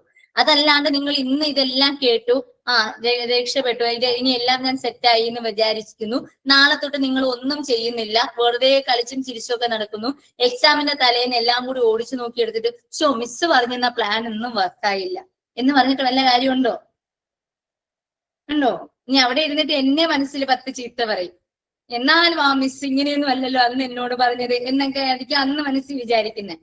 പക്ഷെ അങ്ങനെയല്ല. നിങ്ങൾ ഇന്ന് തൊട്ട് ഇത് ചെയ്തു കഴിഞ്ഞാല് നിങ്ങൾ എപ്പോഴും പേപ്പർ 1 മാക്സിമം മാർക്ക് സ്കോർ ചെയ്യാൻ നോക്കണം കേട്ടോ. അത് നിങ്ങളെ എപ്പോഴും സേവ് ചെയ്യും. അങ്ങനെയൊന്നുമില്ല, JRFന് ചേർത്ത് അപ്ലൈ ചെയ്ത കട്ട് ഓഫ് കൂടും എന്നൊന്നുമില്ല. നിങ്ങൾക്ക് 3 കട്ട് ഓഫ് ആയിരിക്കും വരിക. ഒന്ന് JRFന്റെ കട്ട് ഓഫ്, ഒന്ന് നെറ്റിന്റെ കട്ട് ഓഫ്, ഒന്ന് PhD only കട്ട് ഓഫ്. അങ്ങനെ കട്ട് ഓഫ് ആണ് വരിക. നിങ്ങൾ ആദ്യം എന്താ ഒരു കട്ട് ഓഫ് കഴിഞ്ഞാൽ നെറ്റ് ക്ലിയർ ആയി. അതിനേക്കാൾ ഇപ്പം 150 മാർക്കാണ് നെറ്റിന്റെ കട്ട് ഓഫ് എങ്കിൽ ചിലപ്പം 200 240 മാർക്ക് അല്ലെങ്കിൽ 212 മാർക്കൊക്കെ ആയിരിക്കും JRF കട്ട് ഓഫ് വരിക. അപ്പൊ അത്രയും മാർക്ക് സ്കോർ ചെയ്ത് കഴിഞ്ഞാൽ നിങ്ങൾ JRF ക്ലിയർ ചെയ്താൽ മതി എന്നുള്ളതാണ്. നമുക്ക് ഏതൊക്കെ അപ്ലൈ ചെയ്യേണ്ടത് എന്നുള്ളത് ആപ്ലിക്കേഷൻ പ്രൊസീജിയറിൽ ഉണ്ടാവും. Net only, PhD only, JRF എന്നൊക്കെ പറഞ്ഞിട്ട് ആപ്ലിക്കേഷനകത്ത് ഉണ്ടാവും. നിങ്ങൾ ഏതിനൊക്കെയാണോ അപ്ലൈ ചെയ്യുന്നത് എന്നുള്ളത് അതിനകത്ത് ഉണ്ടാവും കേട്ടോ. സോ ഇത്രയുമാണ് ഇന്ന് എനിക്ക് പറയാനായിട്ട്, നിങ്ങളുടെ വിന്നിങ് സ്ട്രാറ്റജീസ് ആയിട്ട് പറയാനുള്ളത്. സോ അലൻ സാർ കൂടെ ഉണ്ട്. ഞാൻ സാറിന് ഈ ഒരു സെഷൻ ഹാൻഡ് ഓവർ ചെയ്യാണ് കേട്ടോ. എല്ലാവരും അടിപൊളിയായിട്ട് പഠിക്കുക. All the best. Thank you. Okay, thank you teacher. ഈ ചോദ്യങ്ങളുടെ ഡൗട്ടുകളുടെ ഒക്കെ റിപ്ലൈ നമ്മുടെ ഒടുവിലായിട്ട് നൽകാം. ഒരുപാട് പേര് ക്ലാസ്സുകളെ പറ്റി ജസ്റ്റ് ചോദിച്ചിരുന്നു. ടീച്ചർ പറഞ്ഞ പോലെ ക്വസ്റ്റ്യൻ പേപ്പർ പ്രാക്ടീസും ഒക്കെ നമ്മുടെ ടെസ്റ്റ് സീരീസിലൂടെ സാധിക്കും. ക്രാഷ് കോഴ്സുകളും ഉണ്ട്. നിങ്ങൾക്ക് സ്ക്രീനിൽ നമ്പർ കാണാം, ഒരു സ്ക്രീൻഷോട്ട് എടുക്കാം. ഓക്കെ, ഓഫ്ലൈനായിട്ടും ഓൺലൈനായിട്ടും നമ്മുടെ ക്രാഷ് ബാച്ച് ഉണ്ട്. ഓക്കെ, നെക്സ്റ്റ് സ്ലൈഡ് എടുക്കാൻ ടീച്ചർ. നമുക്ക് ആ ടോപ്പിക്കുകളിലേക്ക് പോവാം. ടീച്ചർ പറഞ്ഞതൊന്ന് കൺസോളിഡേറ്റ് ചെയ്യുകയാണെങ്കിൽ ഒരു 4 സ്റ്റെപ്പ് പ്രോസസ് ആണ് നമ്മുടെ ഇംപ്രൂവ്മെന്റിനായിട്ട്. പ്ലാനിന്റെ കാര്യം ടീച്ചർ വളരെ ഡീറ്റെയിൽഡ് ആയിട്ട് പറഞ്ഞു. നിങ്ങളുടെ ഈസി ആയിട്ടുള്ള യൂണിറ്റുകളും ഡിഫിക്കൽട്ട് ആയിട്ടുള്ള യൂണിറ്റുകളും ഒക്കെ അറേഞ്ച് ചെയ്ത് പഠിക്കാൻ ഒരു പ്ലാൻ ഉണ്ടാക്കുക. അതിനേക്കാൾ ഉപരി ടീച്ചർ പറഞ്ഞ പോലെ ഒടുവിൽ ഇത് ടീച്ചറിനെ എന്നെ ഒന്നും രാഗാനായിട്ട് ഇടയാകരുത്. കണ്ടിന്യൂസ് ആയിട്ട് എഫേർട്ട് എടുക്കാൻ, അത് ആക്ട് ചെയ്യാനായിട്ട് ശ്രമിക്കാം. മൂന്നാമത്തേത് കറക്റ്റ് എന്നുള്ള സ്റ്റെപ്പാണ് പ്രീവിയസ് ഇയർ ക്വസ്റ്റ്യൻ വർക്ക്ഔട്ട് ചെയ്യുക. എയിം JRF ടെസ്റ്റ് സീരീസ് ഒക്കെ 999 രൂപ മാത്രമേ, 1000 രൂപയിൽ ജസ്റ്റ് താഴെയാ ഫീസ്. അതില് കഴിഞ്ഞ ഒരു പുതിയ സിലബസിലെ എല്ലാ സൈക്കിളിലെയും ചോദ്യ പേപ്പർ വിത്ത് ഡീറ്റെയിൽഡ് എക്സ്പ്ലനേഷൻ അവൈലബിൾ ആണ്. നിങ്ങൾക്ക് ഏത് ഇയറിലെ വേണമെങ്കിലും സെലക്ട് ചെയ്യാം. ടീച്ചർ പറഞ്ഞ പോലെ ഒരു ഫുൾ ടെസ്റ്റ് ലാപ്ടോപ്പിലോ കമ്പ്യൂട്ടറിലോ എടുക്കുന്നതെങ്കിൽ NTA ടെസ്റ്റ് എടുക്കുന്നതിന് ഏറെക്കുറെ അതേ ഫോർമാറ്റിൽ നിങ്ങൾക്ക് ടെസ്റ്റ് എടുക്കാം. ലിങ്കുകളൊക്കെ കമന്റ് ബോക്സിൽ നിങ്ങൾക്ക് കാണാം, അല്ലെങ്കിൽ മുൻപ് തന്നിരുന്ന നമ്പറിലോ ഇതിന് ചുവടെ കാണുന്ന നമ്പറുകളിലൊക്കെ കോണ്ടാക്ട് ചെയ്യാം. റിപ്പീറ്റ് എന്നുള്ളതാ 4th സ്റ്റെപ്പ്. ടീച്ചർ ഓൾറെഡി ഇതെല്ലാം പറഞ്ഞു കഴിഞ്ഞു. നിങ്ങൾ ഈ ചോദ്യ പേപ്പർ സ്കോർ ചെയ്തത് പ്രോപ്പറായിട്ടൊരു അനാലിസിസ് കൂടി നടത്തുക. എങ്കിൽ മാത്രമാണ് നമുക്കൊരു ഇംപ്രൂവ്മെന്റ് വരുത്താനായിട്ടുള്ളൊരു സ്കോപ്പ് ഉണ്ടാവുക. പ്ലാൻ ചെയ്യുക, പഠിക്കുക, അതിനെ കറക്റ്റ് ചെയ്യാനായിട്ട് ടെസ്റ്റുകൾ എടുക്കുക. ആ ടെസ്റ്റിന്റെ ബേസിൽ അനാലിസിസ് നടത്തി വീണ്ടും ഇംപ്രൂവ്മെന്റിനായിട്ട് പ്ലാൻ ചെയ്ത് ഒരു സൈക്ലിക്കൽ പ്രോസസ് ആയിട്ട് ഇത് കൊണ്ടുപോകുക. ഓക്കെ, അത്രേ ഉള്ളൂ. നമുക്ക് കൺക്ലൂഡ് ചെയ്യാം. നിങ്ങളുടേതായിട്ടുള്ള ഡൗട്ടുകൾ ചോദിക്കുക. ഒരുപാട് ഡൗട്ടുകൾ ഉണ്ട്. അനീറ്റ ചോദിച്ചിട്ടുണ്ട്, first year PG students apply ചെയ്യാൻ പറ്റുമോ? നമുക്ക് NTA വെബ്സൈറ്റിലും പ്രോസ്പെക്ടസിലും പറയുന്നത് നെറ്റ് പരീക്ഷയുടെ റിസൾട്ട് വന്ന് 2 ഇയേഴ്സിനുള്ളിൽ PG കംപ്ലീറ്റ് ആവണം. അപ്പോ ഫസ്റ്റ് സെമ്മൊക്കെ കഴിഞ്ഞവർക്ക് അത് പോസിബിൾ ആണ്. എക്സാമിന്റെ ഡേറ്റ് കുറെ പേര് ചോദിക്കുന്നുണ്ട്. ജനുവരി 7 ഡേറ്റ് വന്നു കഴിഞ്ഞു കേട്ടോ. ഡിസംബർ ലാസ്റ്റ് തുടങ്ങി ജനുവരി 7 കൂടിയാണ് എക്സാം കൺക്ലൂഡ് ആവും. ഓക്കെ, മറ്റ് ഡൗട്ടുകൾ ഉള്ളത് ചോദിക്കാം. OBC NCL സർട്ടിഫിക്കറ്റ് മസ്റ്റ് ആണ്. അപ്ലോഡ് ചെയ്യാനായിട്ടില്ല, പക്ഷേ നമ്മൾ അപ്ലൈ ചെയ്യുന്ന സമയത്ത് NCL ഒക്കെ വരുമാനത്തെ കൂടി റിലേറ്റ് ചെയ്യുന്ന സാധനമാണ് അല്ലെ, നോൺ ക്രീമി ലെയർ ആവുക എന്നുള്ളത്. അപ്പോ അതിന് നിങ്ങൾ എലിജിബിൾ ആണെന്ന് അപ്ലൈ ചെയ്യുന്ന സമയത്ത് പ്രൂഫ് ഉണ്ടാവുന്നതാണ് ഐഡിയൽ സിനാരിയോ. കൊമേഴ്സിന് ക്രാഷ് കോഴ്സ് ഉണ്ട്. നിങ്ങൾക്ക് നമ്മുടെ നമ്പറുകളിൽ കോണ്ടാക്ട് ചെയ്യാം. 2 സബ്ജക്ട് 2 സൈക്കിളിലായിട്ടേ അപ്ലൈ ചെയ്യാനായിട്ട് പറ്റുള്ളൂ ഭവ്യ. അല്ലെങ്കിൽ 2 ആപ്ലിക്കേഷനും ഡിസ്ക്വാളിഫൈഡ് ആവും. ഒരാൾക്ക് ഒരു സൈക്കിളിൽ ഒരു സബ്ജക്ട്. നെക്സ്റ്റ് സ്ലൈഡ് എടുക്കാവോ ടീച്ചറെ? കോഴ്സിന്റെ കാര്യങ്ങളൊക്കെ ചോദിക്കുന്ന കുട്ടികൾക്ക് അടുത്ത സ്ലൈഡ് ഒന്ന് എടുത്തു. ഈ കോണ്ടാക്ട് നമ്പറിൽ വിളിച്ചാൽ മതി കേട്ടോ. നോട്ട് നമ്മൾ പ്രിന്റബിൾ ആയിട്ട് കൊടുക്കാറില്ല. കാര്യം പ്രിന്റഡ് മെറ്റീരിയൽ കയ്യിലില്ലാഞ്ഞ ആർക്കും ഇതുവരെ നെറ്റോ JRF കിട്ടാതിരുന്നിട്ടില്ല. ഫ്രണ്ട്സ് തന്നെ നോക്കിയാൽ കാണാം, ഒരു 10,000 പേജിന്റെ പുസ്തകങ്ങളും ബുക്കും ഒക്കെ വീട്ടിൽ തന്നെ ഉണ്ടാവും. ഷോർട്ട് നോട്ട് എഴുതി പഠിച്ചാൽ മാത്രമാണ് നമ്മുടെ ഫിലോസഫി. നമ്മളത് അഡ്മിഷന്റെ സമയത്തൊക്കെ കൃത്യമായിട്ട് പറയുകയും ചെയ്യും. ഷോർട്ട് നോട്ടുകൾ എഴുതി പഠിക്കുകയും റിവിഷൻ നടത്തുകയും ചെയ്തിട്ടാണ് നമ്മുടെ അടുത്ത് 100 കണക്കിന് 4000 പിള്ളേര് നെറ്റും JRF എല്ലാം കൂടി കഴിഞ്ഞ 5 വർഷം കൊണ്ട് ക്വാളിഫൈ ചെയ്തിട്ടുണ്ട്. അവരെയൊക്കെ ഇന്റർവ്യൂ എടുക്കാൻ പോകുമ്പോൾ കോമൺ ആയിട്ട് പറയുന്ന ഒരു കാര്യമാണ് ഷോർട്ട് നോട്ട് എഴുതുകയും റിവിഷൻ നടത്തുകയും ചെയ്തതിന്റെ ഇമ്പോർട്ടൻസ്. നോട്ട് അതുകൊണ്ട് എഴുതണം കേട്ടോ. സോഷ്യൽ വർക്കിന് ലൈവ് ക്ലാസ് വെക്കാമോ? വളരെ കുറച്ച് കുട്ടികളെ മീനു അതിനുള്ളൂ. അതുകൊണ്ടാണ് നമ്മൾ ലൈവ് സെഷൻസ് പ്ലാൻ ചെയ്യാത്തത്. റെക്കോർഡഡ് സെഷൻസ് ഇഫക്റ്റീവ് ആണ്. ഡൗട്ട് ക്ലിയർ ചെയ്യാനായിട്ടുള്ള സപ്പോർട്ടും ഉണ്ടാവും. അപ്ലൈ ചെയ്യുമ്പോൾ ഫോട്ടോയും സൈനും സ്കാൻ ചെയ്ത് വെക്കുക. നിങ്ങളുടെ GPS സ്കോറൊക്കെ എടുത്തു വെക്കുക. അത് മാത്രം മതി. ഹിന്ദി നമുക്ക് കോച്ചിങ് ഇല്ല. ഹിന്ദിക്ക് നോർത്ത് ഇന്ത്യയിൽ തന്നെ ഹിന്ദി സംസാര ഭാഷയായിട്ടുള്ള അധ്യാപകര് ഭംഗിയായിട്ട് അത് ചെയ്യുന്നുണ്ട്. അപ്പൊ അതുകൊണ്ട് അതിന് നമുക്ക് ഭയപ്പെട്ടു. NCL ഫാമിലിയുടെ വരുമാനമാണ് കാവേരി. ഫാമിലി 1 ഇയർ ഡിഗ്രിക്കാർക്ക് എഴുതാമല്ലോ സാർ. 1 ഇയർ ഡിഗ്രി ഉണ്ടോ? എന്റെ അറിവിലില്ല 1 ഇയറിൽ ഡിഗ്രി കിട്ടുക എന്നുള്ളത്. ടെക്സ്റ്റ് ബുക്ക് നോക്കുന്നത് നല്ലതാണ് സാർ ക്ലാസ്സിൽ പറഞ്ഞിരുന്നല്ലോ. ടെക്സ്റ്റ് ബുക്ക് ഞാൻ മുൻപ് പറഞ്ഞിരുന്നു. പക്ഷെ ഇപ്പോ I+ന്റെ മെറ്റീരിയൽ തന്നെ ടെക്സ്റ്റിനേക്കാൾ ബെറ്റർ ആണ്. ടെക്സ്റ്റ് സജസ്റ്റ് ചെയ്യുമ്പോൾ ഞാൻ കണ്ടിട്ടുള്ള ഒരു പോരായ്മ, നമ്മൾ എത്ര ഫോർമാറ്റ് ചെയ്താലും എറർ പ്രൂഫ് ചെയ്താലും ചില ഡേറ്റകളൊക്കെ മാറിപ്പോവുകയും ചെയ്യും. ഇപ്പോ സ്വയംപ്രഭയിലെ ചാനലുകളുടെ എണ്ണം ആദ്യം 32 ആയിരുന്നു. പിന്നെ അത് എത്രയായി? 34 പിന്നെന്തായി? അത് ഇപ്പൊ 40 അപ്പൊ അതുകൊണ്ട് പ്രിന്റഡ് മെറ്റീരിയലിന് അങ്ങനെ ഒരു പരിമിതി ഉണ്ട്. ലേറ്റസ്റ്റ് സിലബസിനായിട്ട് website NTA UGC net official website ഒന്ന് സെർച്ച് ചെയ്താൽ മതി. ക്വസ്റ്റ്യൻ പേപ്പറുകൾ അങ്ങനെ സൈറ്റിൽ നൽകിയിട്ടില്ല. PG റിസൾട്ട് വരുമ്പോൾ അപ്ലോഡ് ഓപ്ഷൻ ഇല്ല. സർട്ടിഫിക്കറ്റ് ഒന്നും അപ്ലോഡ് ചെയ്യണ്ട. ഈ സർട്ടിഫിക്കറ്റ് കിട്ടാനായിട്ട് നിങ്ങൾ ഒന്നും അപ്ലോഡ് ചെയ്യേണ്ടതായിട്ടില്ല.